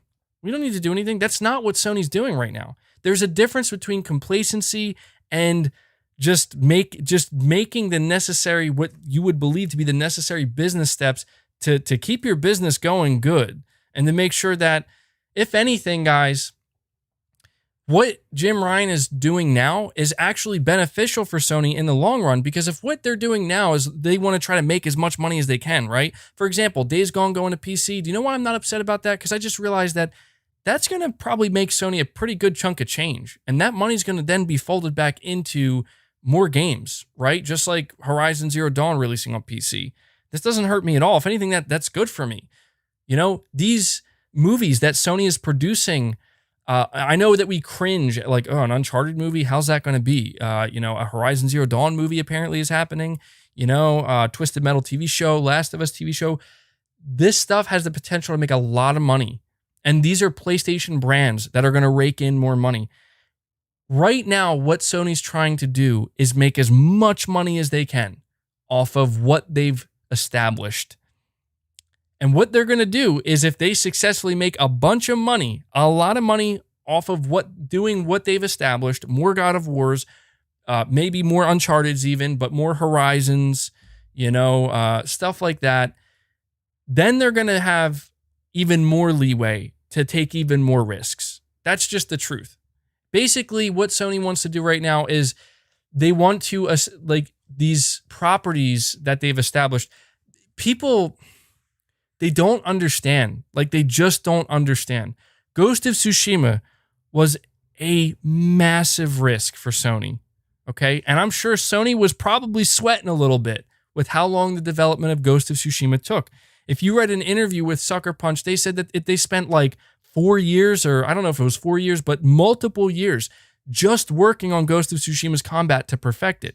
And I think we can all agree that Ghost of Tsushima's combat is probably the strongest aspect of the game. It just feels amazing, right? It took them years to nail that down. And that's a lot of money spent. That's a lot of time burned just on that one aspect, but they knew they had to get it right if there was any chance, of this thing being successful. And Sony took that risk and it paid off. Sony took the risk with Horizon Zero Dawn and it paid off. Sony took the risk with Days Gone, and apparently to them, it didn't do enough. But the point is, we're going to continue to see that. But just because Sony wants to double down on the risks that they already successfully took, I can't fault them for that. Okay, that's all I'm saying. If Sony says, we want to double down on Horizon because that was a risk and we didn't know if it would pay off, but man, look at how successful it was. We're going to continue to push in that direction with Horizon. Same thing with Ghost and others. You know what I mean? Am I back? Am I back? Did I lose you guys? Hold on. It said OBS disconnected. I'm back. Okay. That was annoying as hell. And then, okay. All right. We're good. Hopefully that doesn't happen again. That's never happened streaming through OBS. I don't know why that just happened. Devakin, you're saying, y'all know all those great games came from Layden. Well, yeah, I mean, maybe that's the thing here, man. Maybe that is the thing. Maybe Sean Layden, he was the one who was willing to take these risks. Maybe Jim isn't. Maybe Jim, we're going to find out. Guys, I'm telling you, we're going to find out. I would find it difficult, and I mean very difficult, to believe that Sony doesn't have, well, okay, hold on. First of all, can we acknowledge the fact that Sony has multiple new IP in development currently? London Studio is making a new AAA PS5 IP. But not PSVR, PS5 IP. They're trying to make a new franchise. Okay? Sony Bend, while they aren't making Days Gone, and that is incredibly unfortunate, they are working on a new IP. I highly doubt they're the only ones working on a new IP. What about Naughty Dog? We know they have multiple projects in the works. We know that The Last of Us multiplayer, and unfortunately, The Last of Us remake is probably getting the bulk of their development resources. But what about the other team? They're probably in the conceptualization stages of a new IP. What about Sony Santa Monica? They have a new unannounced game they're working on. Now, they don't explicitly say it's a new IP, but the only other franchise they've ever worked on was God of War. So what else could it be? Could it be an older IP potentially? But this is why I'm saying, guys, we need to relax a little bit. Sony is not that risk adverse to the point where they're not working on a new IP. The unfortunate reality is this. Sony says, look, if you want us to continue working on this new IP, you got to buy The Last of Us remake. It's just how it has to go, right? That's what Sony's doing right now. Sony's also saying, look, if you want us to continue to take risks on these new IP, games are getting even more expensive, they're getting even more risky, and they're taking even longer to develop, Let us make a Last of Us multiplayer game. We're going to have microtransactions. I don't think they're going to be that bad. You're probably looking at like cosmetic microtransactions, the usual stuff. But we're going to make a game as a service based in the Last of Us universe. And we want you to play it. And we want to make money off of it. So that way we can continue to feel confident and comfortable taking these risks. Did anybody ever stop to think that maybe Sony's doing these cash grabs the way they are now because they are in the process of taking a lot of risks? And they're like, what if even 2 of these risks, what if Sony Ben's IP fails? New IP. What if this new IP that London Studio is making fails? What if Naughty Dog's next IP fails? What if Sony Santa Monica's next new IP fails? Do you ever think that maybe that's why they're worried about getting these cash grabs now to make basically a bigger safety net? I'm just saying, these are the things that people don't consider. Maybe I'm being overly optimistic. Don't get me wrong. They care about their bottom line. They want profit. I get that. Everything they're doing is in the name of profit, but it's more nuanced than that. It's never that simple. Okay? You only get profit one way, and that's by doing something the right way, right? Christopher Brennan, Jim Ryan is the new Don Matrick. This is the PS3 era all over again. See, I don't agree with that. I think people forget just how quickly the Xbox ship sunk under Don Matrick. I think people forget that. If you think the PlayStation ship is sunk right now, well, I'm going to say just watch from a distance then. You don't have to stay on the ship.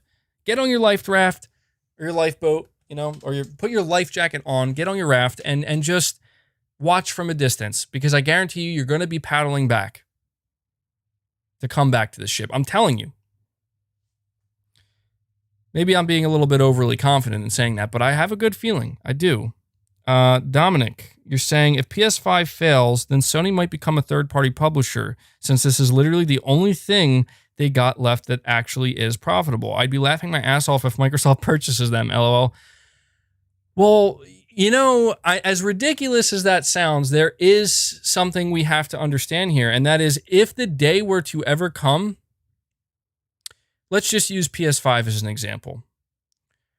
Right now, the PS5 is breaking records. We know that it's not selling anywhere near what it would be selling because people can't find them. But even under a time of supply constraint, Sony is managing to break records. And it's the best-selling console ever based off of its trajectory. We are under the assumption that the PS5 is going to sell like hotcakes. Once it becomes more readily available, it's going to easily be 100 million, maybe, just maybe, depending on how many great games Sony delivers this generation. And we're all taking into account price reductions as well. Maybe the PS5 could get close to the PS2. I think it's likely it could surpass the PS4, right? But the question then becomes, well, what if they don't? What happens if this PS5 doesn't manage to sell well at all? What if it just hits a wall, right? Well, then at that point, you do have to consider how Sony might need to shift. But that's the thing. Do you really think that? Let me ask you this. How many people who were thinking about buying a PS5 last month, the month before, or even right now, and they can't do it because they don't want to buy it from a scalper and they can't seem to get their hands on one. How many people do you think are walking away who would have bought one, but because of this recent news and the negativity surrounding PlayStation, suddenly are like, never mind. Maybe a decent amount. Do you know why? Because they can't buy one. It's not in front of them right now. So it becomes much easier to be like, never mind. I don't want a PS5. But if you walked into a store right now and you had assuming you have the money and it was right there, you're going to tell me you're not going to buy it? Maybe you still say no. Maybe you still say, nah, I'm good for now because you're not excited for Returnal. Maybe you're not even excited for Ratchet & Clank, but what about when the games really start to roll out? What about when there's a collection of PlayStation 5 exclusives that you can only play on PS5? You're still going to avoid it then? So I'm saying it's early, people. It's early. People need to calm down and realize how early it actually is. We are just a couple months into the generation. And whether anybody wants to believe me or not, this is just the truth. This is not an Xbox One moment. It's not. Okay? Sony already successfully launched the hardware and people are buying it in the millions. I do think this is a And this isn't even a PS3 era moment either. It's just a bump in the road. I could be wrong. Don't get me wrong. If come June and July, if Sony comes out and they're like, we're not having an event, we don't need one, I'd be like, okay, emergency. The ship is sinking. But that's not what's going to happen. And if they have an event and it's just terrible, then maybe it's like, maybe the ship is starting to sink. But give it some time. We have Cook X84, you're saying, ain't Sony making hella bank off of Fate / Grand Order, LOL. I don't know what you're talking about there, man. I don't know if you're are you talking, I could be reading this completely wrong or misunderstanding. Do you mean Fortnite and Grand Theft Auto? Because if that's what you're talking about through like microtransactions, how they get a cut of it, then yeah, you're right. They are making good Don't get me wrong, Sony's very profitable, but it's just they're still growing. They like PlayStation is Sony. If PlayStation fails, Sony fails. Simple as that. So they have to be careful. You know, they can take some risks, but nowhere near amount that maybe Microsoft could, you know, and they're playing, considering they want to make bigger and better games and they want to, you know, go all out. They could very easily just a couple mistakes and boom, like that's a, you know, now you're potentially sinking. The Gix, or you're saying some of these names saying, I just wish they would stop taking great single player games and injecting multiplayer. Well, I don't know if they're going to keep doing that. I mean, I don't think they've been doing that recently. And when they do, I think they do it pretty well. Unless you're saying that you want like a better multiplayer title. It's something that's become clear to me is Sony is going much harder in multiplayer this generation. But I think what would be wise of them is to make these standalone games. Like The Last of Us Online, for example. I'd rather see that be its own fully fleshed out thing that can be a service game based in the Last of Us universe. And once they're done development of that, they can just have a small team that's supporting it and giving it new content. And then the rest of Naughty Dog is all hands on deck on their next big single player game that doesn't have to have a tacked on multiplayer. Same thing with Ghost of Tsushima. I think that this would be great. I think that's a great like kind of balance of like offering the best of both worlds with an amazing IP that has a ton of potential. You know what I mean? Let me make sure. So we have Christopher, you're saying, I'm not saying the ship has sunk, but Jim Ryan is a businessman that doesn't play games. I miss Sean Layden and Shuhei. The hubris of Sony, and it jumped up again. The hubris of Sony is real right now. Again, I can't say that you're wrong, because I feel like that's how it's being perceived. It's hubris, right? Like it's arrogance, and I get that. And I can't fight that because I can't say, well, look, Sony's saying this and look, Sony's no, Sony's not doing anything. So it's very easily perceived that way. But I'm saying just try to have a little bit of faith. Don't take it from me because I don't know. If I had the inside track and the inside scoop and I really thought that, hey, this is what they're doing. Don't worry. I'd let you know. Somebody says I missed their super chat. That may have been when I disconnected. Unfortunately, I can't go back to it right now. Rashdam, do me a favor. Please just type it in the chat so I can see it again because I can't go back right now. Okay, Kapapa, you're saying Microsoft bought Nokia phones for $5 billion, pushed Windows Phone for 2 years, no market share, and wrote it off. The future of Game Pass without subscriptions. Yeah, dude, you're right. Microsoft did do all that.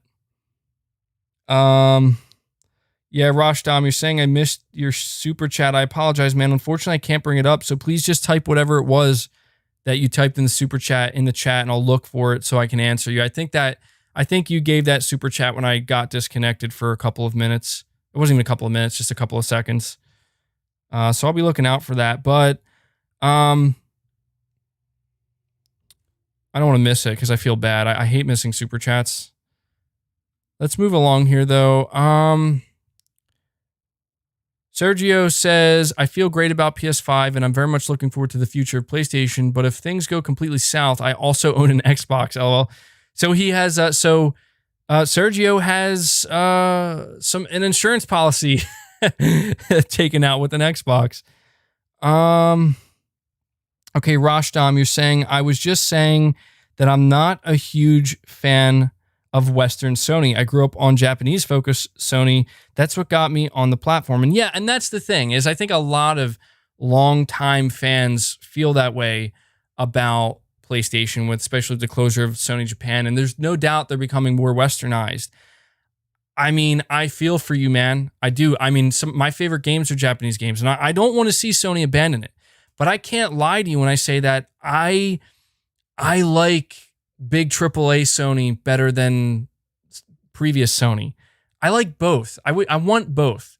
But I'm not going to lie, like considering the games we've gotten, like if you want to call like games like Horizon, Spider-Man, God of War, I don't know what that flickering is. I don't know what that is. They're like westernized games. I like that, dude. And I want more. Please give me more of that. But I want the healthy dose of Japanese games as well. And I hope Sony at the very least strengthens their partnerships with Japan studios, other Japan developers. It's weird because Sony is a Japanese company. So Dominic, thank you so much, man. A very generous donation. Really appreciate that, man. Really appreciate that. You're saying, I like how Sony Pony fanboys be like, look at our exclusive lineup that's coming up, but doesn't realize that Xbox got Doom, Elder Scrolls, Fallout New Vegas 2, since Obsidian is literally already with Xbox, and Starfield, and that's just Bethesda's portion. Well, all right. I can't argue with that because that's true. That's all true. I do think that PlayStation fans are not... Look, I think a certain portion of PlayStation fans are not fully understanding yet the gravity and the weight of the games you just listed when they do drop. I think right now we have the luxury of being like they're years away, which is true. The next Doom, years away. Elder Scrolls, years away. We don't know when Starfield's coming. We haven't seen much of it. Fallout New Vegas 2, many years away. But if these games come, when some of them do, we don't know where PlayStation's going to be at the time, but they will be megatons that Microsoft now has, that Sony doesn't. I agree with that. And I think that some PlayStation fans should try not to completely write off this acquisition, because I've told you personally, I don't care about Bethesda games. I just don't. I'm not one of those gamers. I like some of them, but most of them, they just don't appeal to me. But even I understand the weight and the gravity of these games that are coming. So I understand what you're saying there, man. And I really do think that some PlayStation fans, even those who are the hardest of hardcore, like you need to understand that Microsoft now, Microsoft spent $7.5 billion to have some bomb drops of their own. They spent $7.5 billion, okay, for some bomb drops. So you need to at least acknowledge they're going to have some at some point. They're going to have some. All right. But thank you for that generous donation, man. I really appreciate that. Nosferatu21 says Sony has games lined up for the rest of the year with some of their biggest studios free for future games. We are spoiled brats, to be honest. People need to chill. Dude, I'm not going to lie to you, man. Like, this is what I've been advocating for. Like, I've been trying to just express, I'm a PS5 owner. I'm just a PlayStation gamer. I've been eating good, man. I've been eating good, and I'm going to continue to eat good. That doesn't mean I'm not also paying very close attention to the future trajectory of the PlayStation brand, because I certainly am. I mean, look at what we're talking about right here. But I feel like I've been eating good, and I'm going to continue to eat good. And, somebody asked me, like, dude, what would... what would Sony have to do to make me basically jump ship and go back to Xbox as my main ecosystem and platform? And I made it pretty clear. If Sony stops delivering the games that I like and that appeal to me, then I go. That's why I left Xbox. That's why I'm still not back on Xbox yet. And I plan to go back when they deliver some of the games that appeal to me.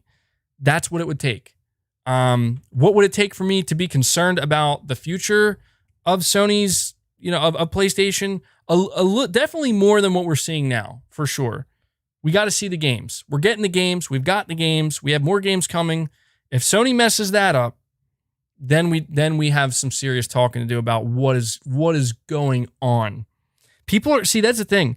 People are having that conversation now, like, what is going on at Sony? I'm like, they're making games. We're literally getting games. And it's like, well, I know that. And it's like, well, then what else do you want? You want better communication? Totally agree. I think we could all use that. You want Sony to just be more clear and upfront? Totally agree. But like, why again are we screaming? What are they doing over there? They're making games. That's what they're doing. Like Microsoft is doing it too. Drive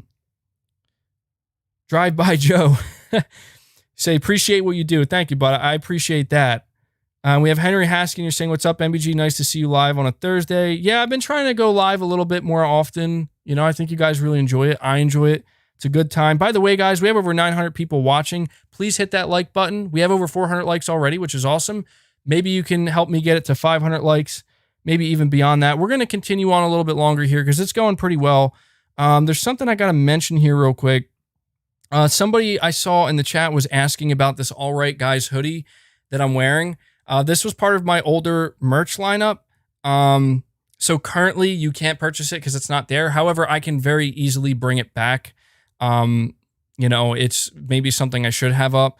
So, if that's something you guys would want to see, let me know. I'm thinking about trying to have some type of Returnal merch. Just something to celebrate Returnal because it's a game that I've been advocating for and I'm excited about. Maybe just doing a little something there, just like a Returnal design or something that you could buy, t-shirt, whatever.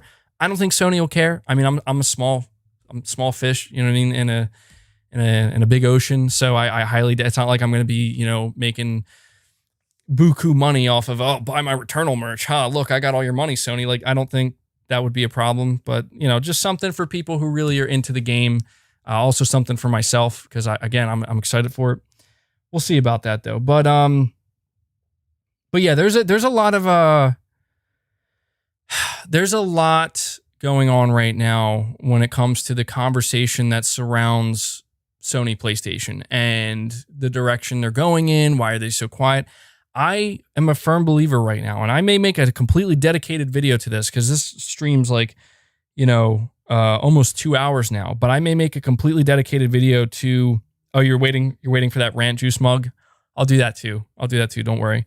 But I may make a dedicated video talking about, in my opinion, Sony's greatest weakness right now.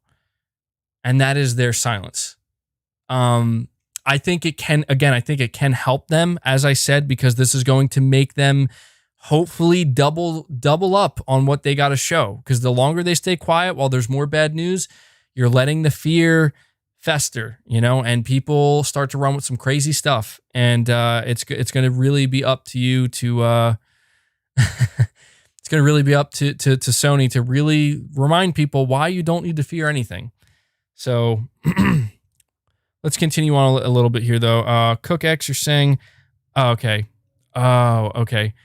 You say that you're saying when you see what Fate Grand Order is doing for Sony, you'd question the point of why they're doing Japan pretty dirty. I'm assuming that's a game. Maybe you're right. I don't know, man. Look, I'm not happy about the Sony Japan thing. And I feel it is, at the very least, it is disrespectful.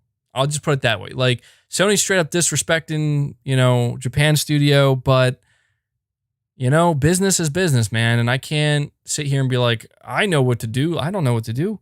I don't. I would probably sink Sony overnight if I ran Sony. Same with Microsoft. I'm not a suit like that. I try my best to understand from that perspective. I mean, I know people say I'm a shill, but it's like, just because I'm trying to understand doesn't mean I'm a shill. I'm not going to support everything Sony does, just like I'm certainly didn't support everything Microsoft did. I tried to hold out hope for Microsoft, and eventually it was like the straw that broke the camel's back eventually. Thank you for that, Steven.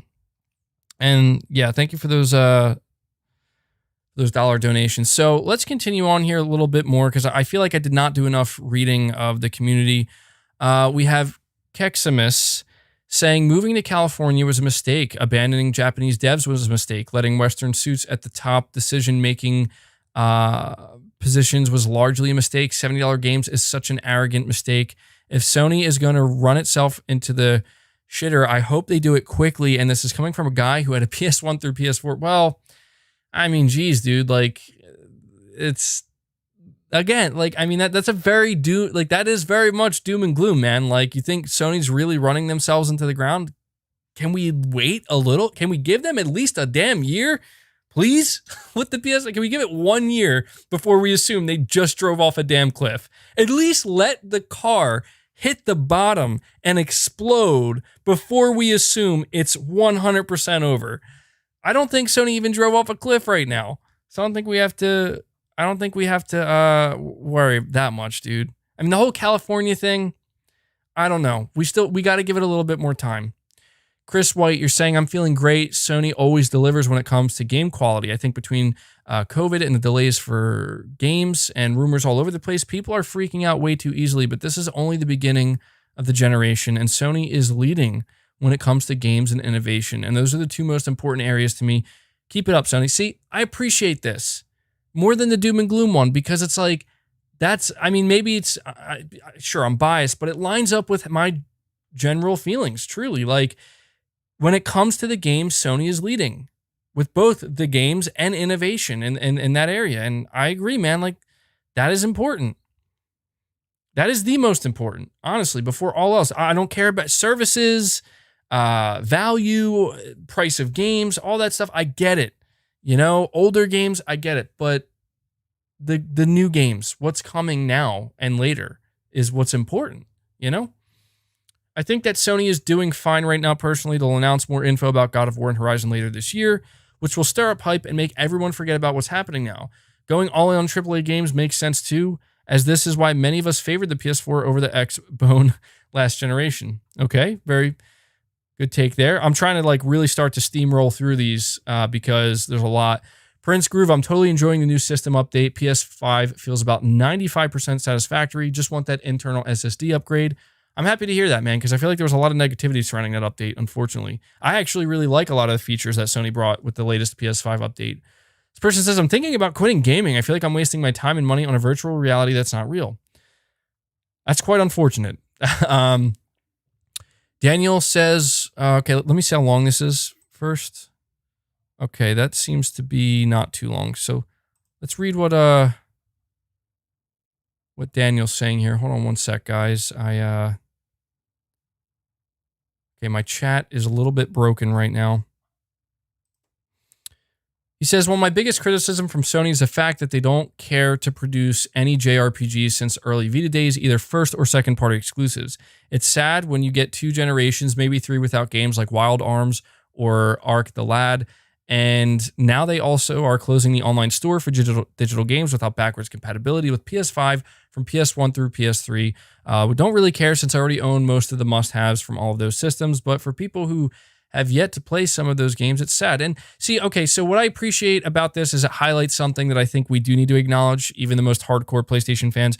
When we talk about the PlayStation fan civil war, I think a comment like this actually does a good job in highlighting that, because what they're saying is they want Sony to produce more JRPGs, right? And that Sony has really gotten away from that in favor, clearly, of the big AAA westernized games. And I think that this is where a lot of the new people who came to PlayStation, or the newer generations of PlayStation gamers, I guess, the people who were buying their first PS console for, Spider-Man or God of War or, whatever else, even games like Infamous and stuff. I feel like these are the people that are just like, I mean, I have a history with PlayStation. I have a history with playing Japanese games on PlayStation, but I'm not as engrossed in that. I'm not one of these people where it's as a long time, I had the PS1, I had the PS2, I even had the PS3, and I had every PlayStation console pretty much. But even I can tell you that I don't know. I'm not feeling like I'm being, I guess you could say, slighted by Sony, and maybe that's why. Maybe it's just because these are not games that pertain to me. If they were, maybe I'd feel very differently. But I think this is a big reason. Also, thank you for the donation, All Digital 84. I appreciate that. Thank you guys so much for all the donations. You guys are just showing incredible support. I didn't know what to expect with the stream, but I thought it would be very interesting to kind of give you guys more of a voice here, not only through the super chats, obviously, but with the write-ups here. And, we're continuing on here. It's funny because when I first did this stream, I was like, oh, maybe I'll just do it for 30 minutes. And it's like, actually, no, let's just go for 2 hours plus or whatever. But it's going well, so I have no problem with it. This person says, somewhat disappointed. I'm sure the Blockbuster level games will continue to be made, and I'll enjoy those.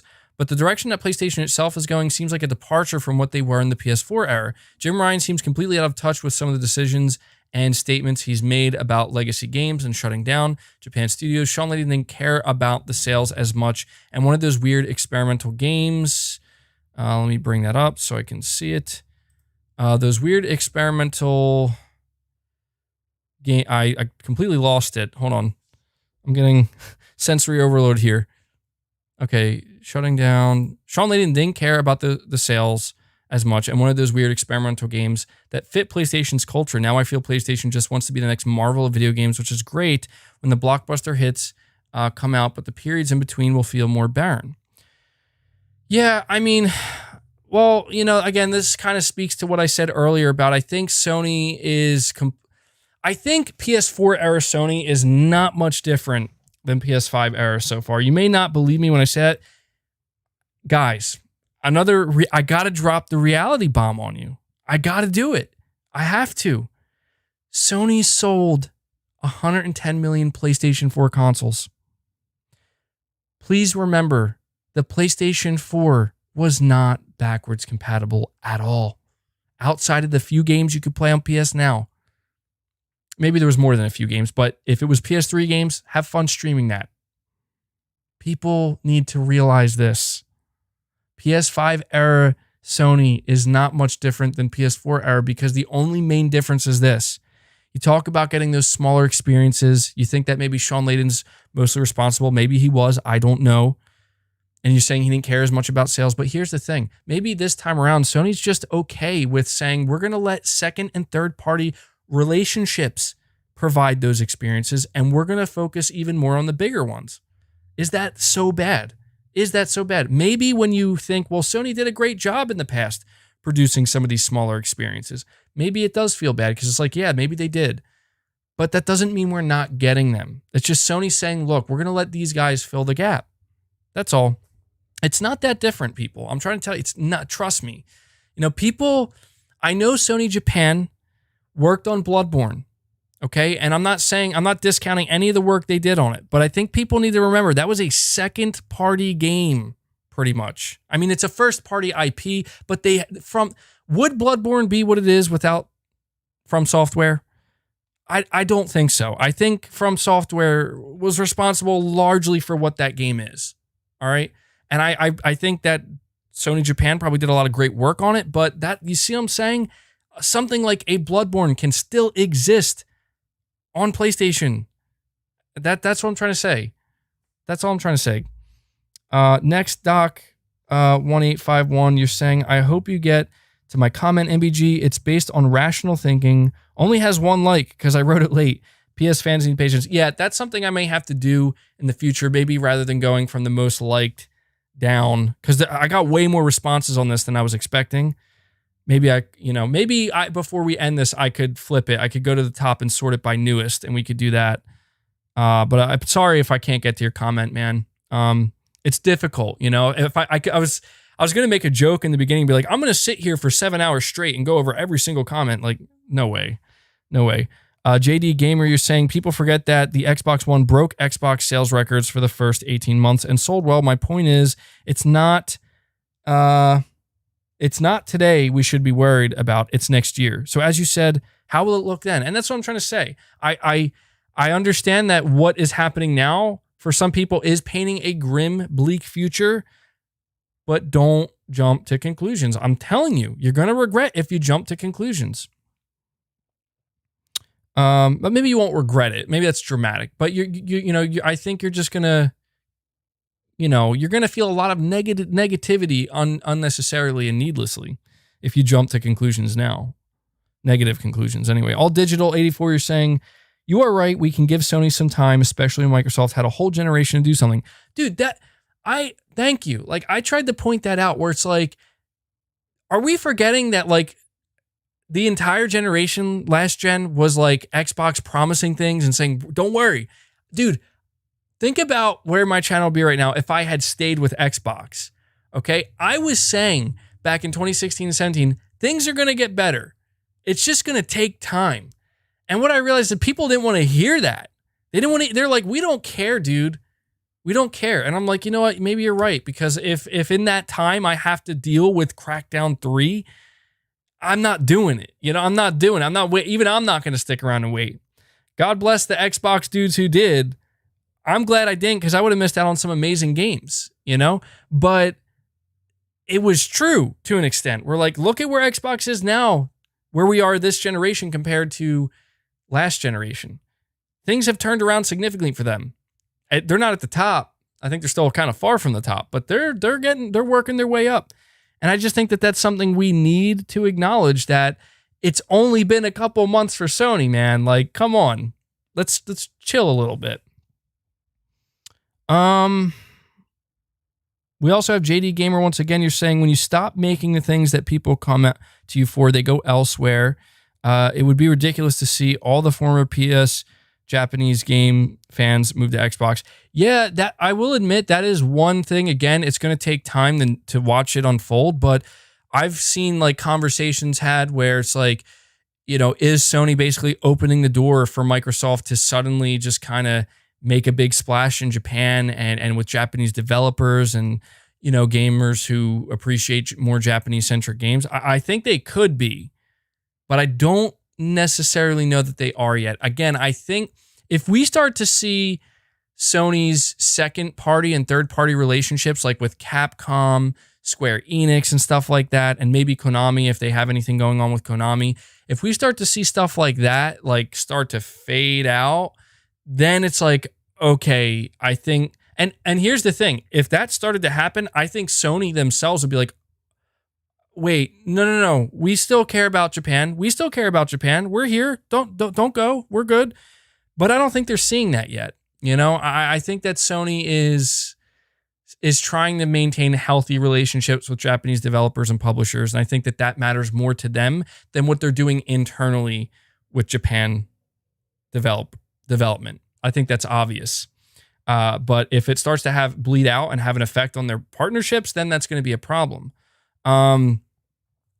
A good example is like with Kojima, right? Like we're hearing the rumors that Kojima's next game is going to be on Xbox, which I will buy an Xbox to play no matter what. I'm going to cry that day. I'm not going to cry, but I'm going to cry basically because I already know the tidal wave of Xbox fanboys. I'm already seeing it. I'm already seeing the Xbox fanboys making the Kojima's next game, even though they were like totally against Death Stranding or thought it was like, you know, not good. And I'm just like, all right. I mean, it's to be expected. But like, you know, if that does come to fruition and it's true, then it's like Sony, like, I mean, come on, man. First Japan studio. Now you're letting Kojima go. I know Death Stranding wasn't the big, you know, Marvel Avengers hit that you maybe thought it would be, but come on, man. It's Kojima. He earned a spot, in my opinion. So did Japan studio. Again, it's where it's like, for all I know, Death Stranding sold like terrible on PS4. I don't know.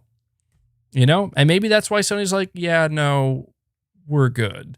There was a rumor, by the way, and I don't know if there was any truth to it. There was a rumor that apparently Sony had a different idea of what Death Stranding was supposed to be. And when they saw the public's reaction to it, like the disappointment and the divide, apparently Sony was under the impression, again, this is a rumor, I have no idea if it's true, I don't even know where it comes from, but I remember hearing it, that apparently Sony was under the impression it was going to be more horror oriented, like basically more of a horror game, not so much as to what it ended up being, especially with the gameplay. And I think even Sony was caught off guard. So that's just a rumor. I don't know if it's true. Henry, you're saying, honestly, ever since the Bethesda acquisition, I feel like the only way Sony will be able to compete with Xbox for me is to make their own, I guess you mean like their own big acquisition. I don't know about that. I think that we're going to see two Titans clash this summer because I think the reason why Sony's being so quiet right now and they're not really that worried about the negative press is because what I think Sony might be more worried about is Microsoft. I think Sony is actually more worried about Microsoft right now than they are about the negative conversations surrounding the brand because, the things that are happening to PlayStation right now are not killing them. It's just chipping, it's doing some little chip damage. For some people, it's more than chip damage, but in general, PlayStation's still going to sell just fine. Their games are going to sell just fine. The Last of Us remake is going to sell millions of copies, whether we like it or not. But if there's anything that I think could truly be okay, now some substantial damage has been done, is depending on what Microsoft has to reveal in the middle of this year. Because now that they have Bethesda, they have a big 1-2 punch that they could potentially be setting up. And I know Microsoft has been a letdown year after year, in my opinion anyway, but I think that that's just something Sony shouldn't underestimate. And so, again, I think it all comes down to this one big moment where Sony's going to either come out swinging and knock some people out, or they're just going to come out swinging, trip on their own feet and fall, face first, which I don't think is going to happen. Kendall Fire 22, you're saying Microsoft had no choice but to be aggressive because the Xbox One flopped. Sony doubling down on strengths is a good thing. Xbox just finally got a purpose. I actually agree with that. I think people forget that a lot of the things that Microsoft did was because they had to do. People forget, do you know why Microsoft did backwards compatibility in 2015? Why that was I want you to think back. In 2015, backwards compatibility was the big Xbox announcement that they had for that year, for that entire year. Why do you think that is? It's because they had to. They had no choice. That was the only thing they literally had that they could be we got to do this. It's the one big thing that Sony doesn't have that we can have. And they did it. And it's still kind of working for them, but that's the thing. Do you think Xbox would have done that if they got off to the sales start that they expected to get off to? No, they wouldn't have. In fact, Don Matrick would still be in charge. Dominic, once again, you're saying if you play PC to play Doom or Fallout, y'all part of the Xbox ecosystem. It ain't about console sales no more. It's bigger than that now. Cloud streaming and mobile is the future, not console sales. Bro, look, man, I really appreciate the super chats, but I'm going to have to hard disagree with you here. I understand maybe it's true in the long run. I'm talking years from now.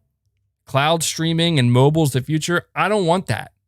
But you are right. You are right, dude. If you are playing these games, it's true. There are people who say, "Oh, I'm going to play the Elder Scrolls 6 on PC, haha, Xbox." They're still getting your money. It's like you said, you're still in their ecosystem to some extent. So if you want to play Bethesda's games, you're going to have to give your money to Microsoft. It's as simple as that. So I do agree. It's whether or not it's a beyond console sales, let me put it to you this way. For Microsoft, it's beyond console sales. For Microsoft, it is about getting your stuff everywhere around the world on anything. And the console is just a means to do that. A console is just one way of doing it. You need to understand the console is still very critical to Sony in their success. Do you know why?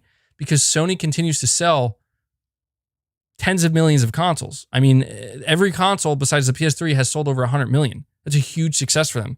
That is what has made them money. Okay, that is what has kept them afloat and kept them growing.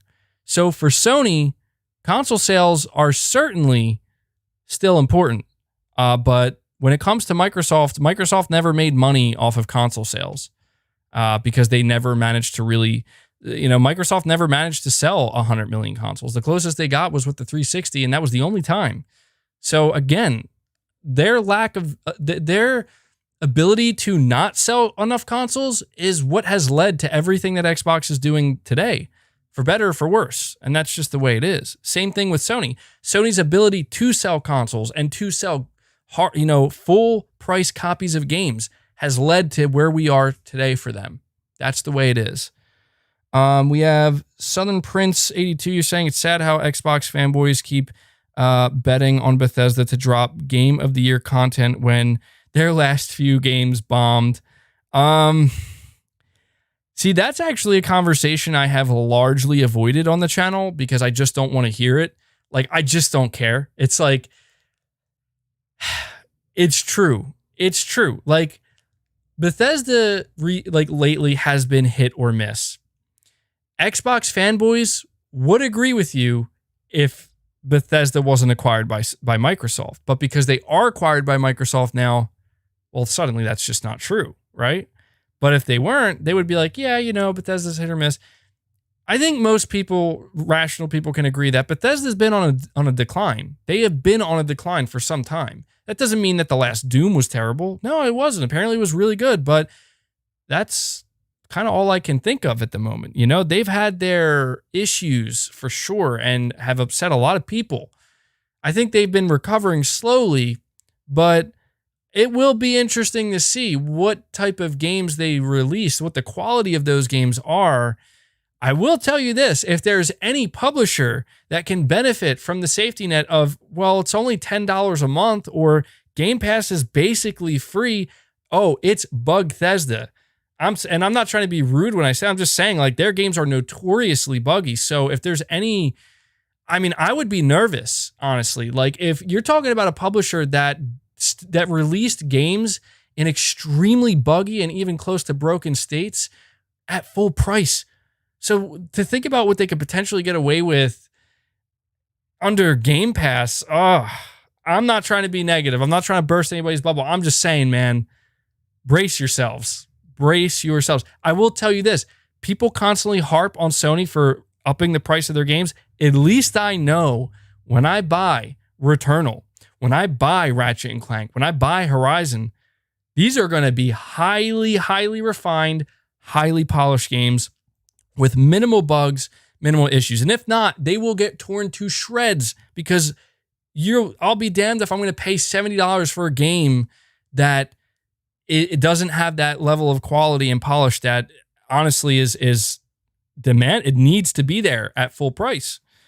Henry, you're saying, I meant make their own Bethesda. I don't really care who Sony acquires. I want to play Bethesda Game Studio style RPGs.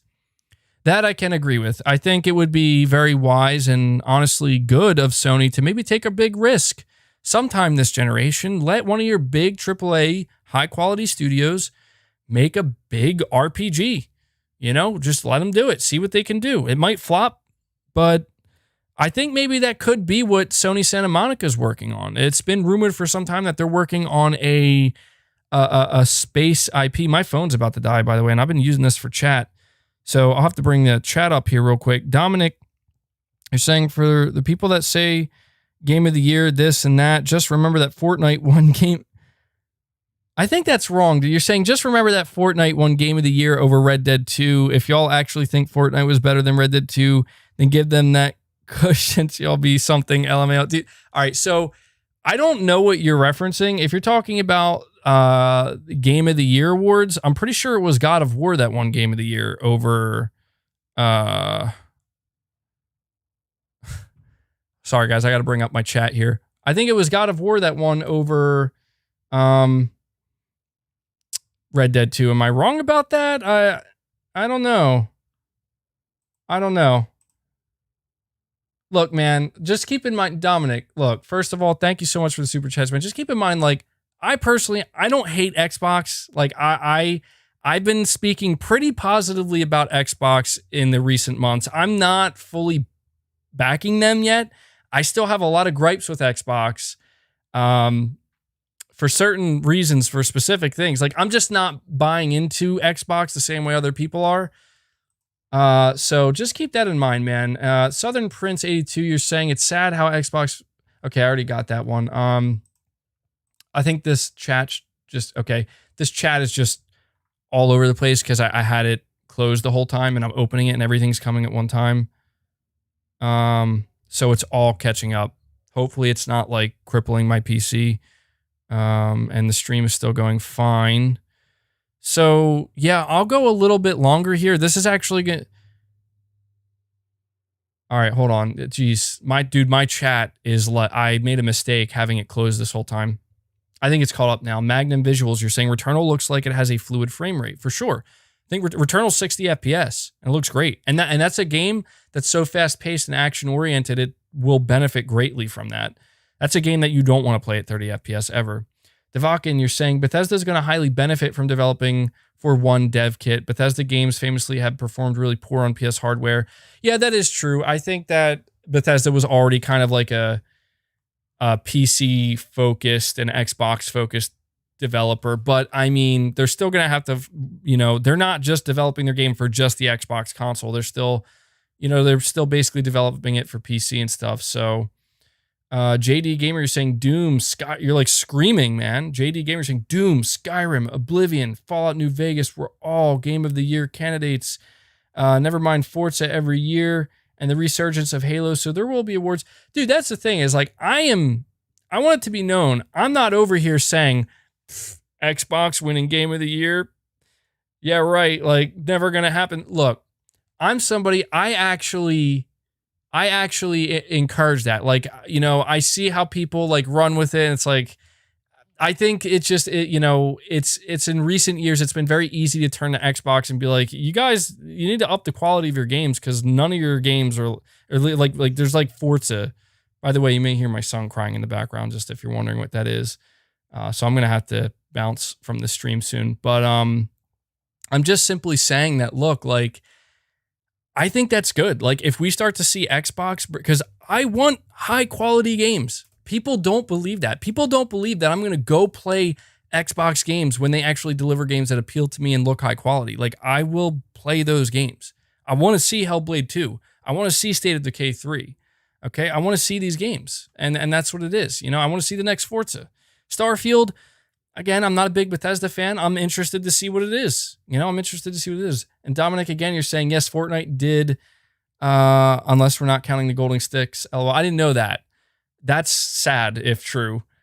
I'm not a fan of Fortnite at all. So I don't understand how Fortnite could win over Red Dead. That's absurd and laughable.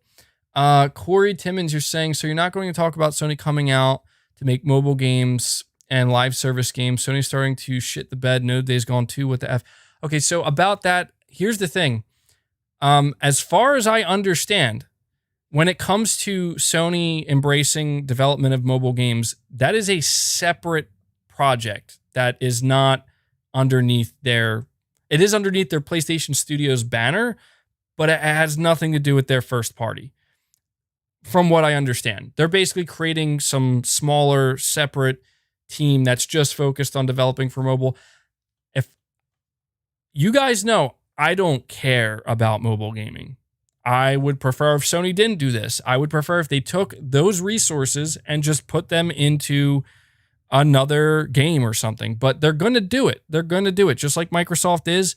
And I know why. It's because they want to grow the PlayStation IP. They want it to be in front of people's faces. You're always going to get your premium, high quality, high-end steakhouse experience with PS5 exclusives, but Sony wants to start offering some McDonald's fast food-like experiences with their IP for people who are just not going to come to the high-end premium steakhouse. I understand why they're doing it. I'm not a big fan of it. I do not play games on my phone. Maybe I'll check out some of the games they do if they look even remotely appealing. But it is what it is. You should already know, by the way, my feelings on Days Gone 2. I want it. I'm shocked that Sony isn't doing it. And it's disappointing. There is the silver lining that we're getting a new IP, but man. All right, I'm just going to do a couple more here and then I'm going to have to end the stream because it's been going on too long. But I wanted to try to read more of these. So, okay, Dominic, once again, man, you're saying The Last of Us 2 didn't deserve it. Ghost of Tsushima or Doom Eternal deserved it more. And yes, PS Soy Boys, Ghost was a fantastic game. And yet lost. Yeah, nah, Chief. I'm going to have to agree with you on this one, Dominic, because I enjoyed Ghost of Tsushima more. I would never want to see a game like Ghost of Tsushima win Game of the Year in spite or win any award in spite of another game. However, for those who did play Ghost of Tsushima, you know that it was an amazing game. And look, I think that The Last of Us 2 would win a lot of awards. It did win a lot of awards, and I think a lot of them are deserved for like a lot of different reasons. But Ghost of Tsushima, for me, it was my personal game of the year. You know, it wasn't like a new IP. Brett Williams, you're saying, thanks for using my McDonald's / steakhouse thing. Yeah. I guess that kind of stuck with me subconsciously, huh? Let me see here. So Carl says, Sony seriously needs to work on the preservation of its legacy games being PS1, PS2, and PS3. For crying out loud, another Last of Us game. It is done to death and shows a serious lack of creativity. Sony needs to stop oppressing smaller game developers, creating creativity, and stop oppressing their innovations. Let the small game developers artistically express themselves. Okay, we have Che. You're saying, did you know that there's a mobile God of War, Ratchet and Clank, Sackboy, Uncharted game? I feel like you're lying right now. I feel like that's a lie. If that's true, then no, I didn't know that. And I mean, I always kind of knew that Sony was experimenting. The Uncharted one, I think I remember. Like there was like an Uncharted runner or something like that. But I know that Sony's always been doing a little bit of work with the mobile games. But it seems like they're going to kind of put a little bit more effort into it this time. That's crazy, though, if there's actually that many. I didn't know that. This person says, I personally think they're always going to be making bangers, but the sort of quirky, weird games that built them up to what they are now will no longer be coming from Sony. It's sad because they were generally very good games, and I do think that it's something that Sony should work on. Even if it doesn't make them a large profit, they need the smaller games to change things up, or else they'll start to grow too formulaic. Okay, I'm just going to try to get through some of these here. So, too many rumors going around for me personally. Not that they're obliged, but I wish Sony would speak out and definitively give us some answers. Yeah, they're coming. That's the thing is like some of these rumors are going to be squashed very soon, just because Sony is going to be talking soon. They're going like they kind of have to. JD Gamer, you're saying pretty sure Sony is working on backwards compatibility for PS1 through 3 on PS5. Dude, we can hope, man. Like we can hope.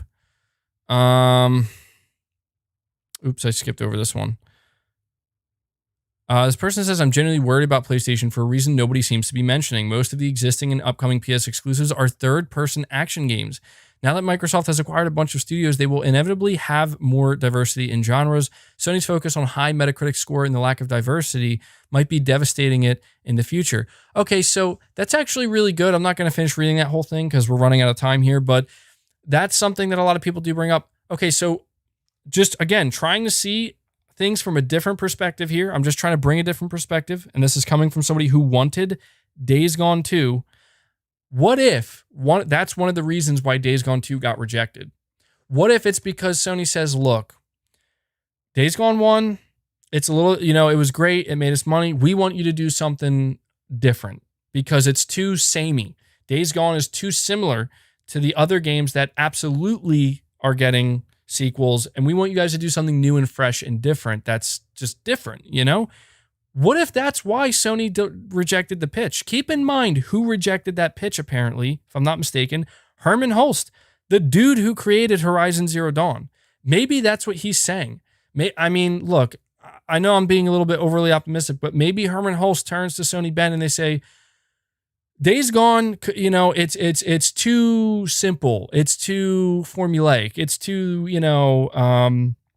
it's too generic in many ways. Even as somebody who loved the game, I can admit it was generic in many ways. And he's like, did you see how we went from Killzone to Horizon Zero Dawn? We want you to do something like that. Like, just go crazy and do something because we need that. Maybe that's the thing. Herman Hulst's job is to manage the portfolio under Sony, and maybe he's like, guys, you need to do something different because we need the diversity. Maybe Sony Bend is the one that's going to work on an RPG of some sort, or something that's just set it's just completely different. That's all I'm saying, A lot of people compare The Last of Us to Days Gone, and for good reason. In many ways, they are similar. In many ways, they're different, but generally, people see both of those games and they think, oh, they're kind of the same, right? If you play them, they're different. But if you look at them, you're like, they look kind of the same. If Sony has to choose between The Last of Us and Days Gone, they're going to choose The Last of Us. It's as simple as that. South Prince 82, again, you're saying, do you think Sony will put their legacy games on the Epic Game Store? I think it's possible, considering how, I don't know, man. Did you all read Jason Schreier's latest tweet oppressing devs? No, I didn't see that. My phone. Hold on, let me grab my phone charger because my phone's dead, and I want to see that if it's true. So I'll let that charge up for a minute here. But seeing how close Sony and Epic Games have become, I could see some of their legacy games definitely going there. So let's keep it rolling along here. Locally Hated says PlayStation never disappoints. They will blow minds in the coming years. Don't be angry, just be patient. So, pretty well put. Pretty well put. I can't argue with that. I'm also advocating for the same thing, patience. Sony's silence is weak from them. Microsoft is hitting them with Mike Tyson punches, and Sony just curls up in a ball. For the first time ever, I might buy an Xbox X just to play Bethesda games and maybe Kojima games. Microsoft would go buy Ben's studio and make Days Gone 2, and I'm 100% into buying an Xbox. Okay, so Daniel, first of all, I got to tell you, man, unless Sony was willing to sell Sony Bend to Microsoft, Microsoft can't buy Sony Bend. So at least there's that. Also, Sony would have to sell the Days Gone IP to Microsoft as well. Now, that stuff does happen sometimes. Keep in mind, Sony owns the Sunset Overdrive IP now, as far as I'm aware. Angel says, I'm personally feeling good with PlayStation at the moment. People are just overreacting. This person says, nah, man, I don't feel good, though in the long run, I think they will be okay. But clearly, we all miss Sean Layden at this point. Jim Ryan is not making good decisions for the company. The only real issues I have with them right now is the DualSense drift problem and the price of games. Everything else is fine. Looking forward to the summer showcase. They're doing great. A tiny bit worried about smaller Sony games not coming, but we will have plenty of those anyways. I'm all for a bunch of amazing AAA titles. I believe that they are in a good spot and things look optimistic for the first party games coming out this year in 22. So there's a lot of positivity here. There's a lot of positivity. They're literally becoming Activision 2. No, they're not. No, they're not. I guess maybe in some ways you could say, oh, because Activision just wants the big AAA hits, but no. You think you'd ever see anything like God of War or Horizon Zero Dawn from Activision? Come on now, man. Come on. They got complacent again, like they do after every successful gen. The problem is Microsoft is changing the rules of the game. Okay, so the first part I don't agree with. I don't think Sony's complacent. I think we're going to realize that. I think anybody who is believing that Sony is complacent, they're going to find in the coming months that, oh, they're actually not. That's my assumption. I do kind of agree, though. Microsoft is forcibly trying to change the rules. So I'm going to do this live. Let's go check Jason Schreier's tweet. I'm going to check it out. Bring it up on my phone now. I'm curious. While that's taking forever to load. Dominic, once again, man, you're saying Microsoft can definitely buy Sony Bend. They can buy people, money, LOL. Sony is a business, and in business, everything has a price, and they definitely can afford it. Don't get me wrong, dude.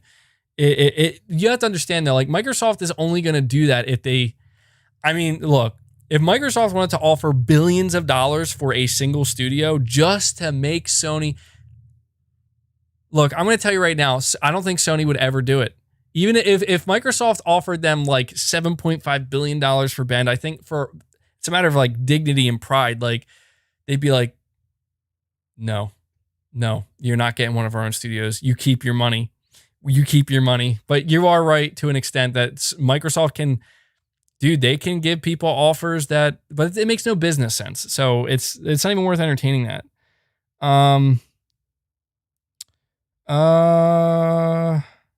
So Jason Schreier tweeted out 2 hours ago. He said, I joined the lovely folks at MidMax to talk about my recent PlayStation article, how folks have taken it out of proportion, how it doesn't mean that Sony is abandoning indies or new ideas, and why The Last of Us remake actually makes sense for Naughty Dog. Oh, that's interesting.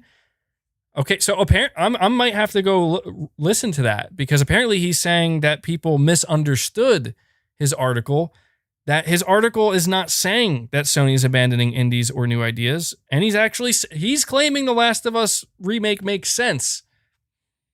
This is interesting. This is an interesting turn of events. Other than that, I don't really see any other tweets about Sony here. So very interesting.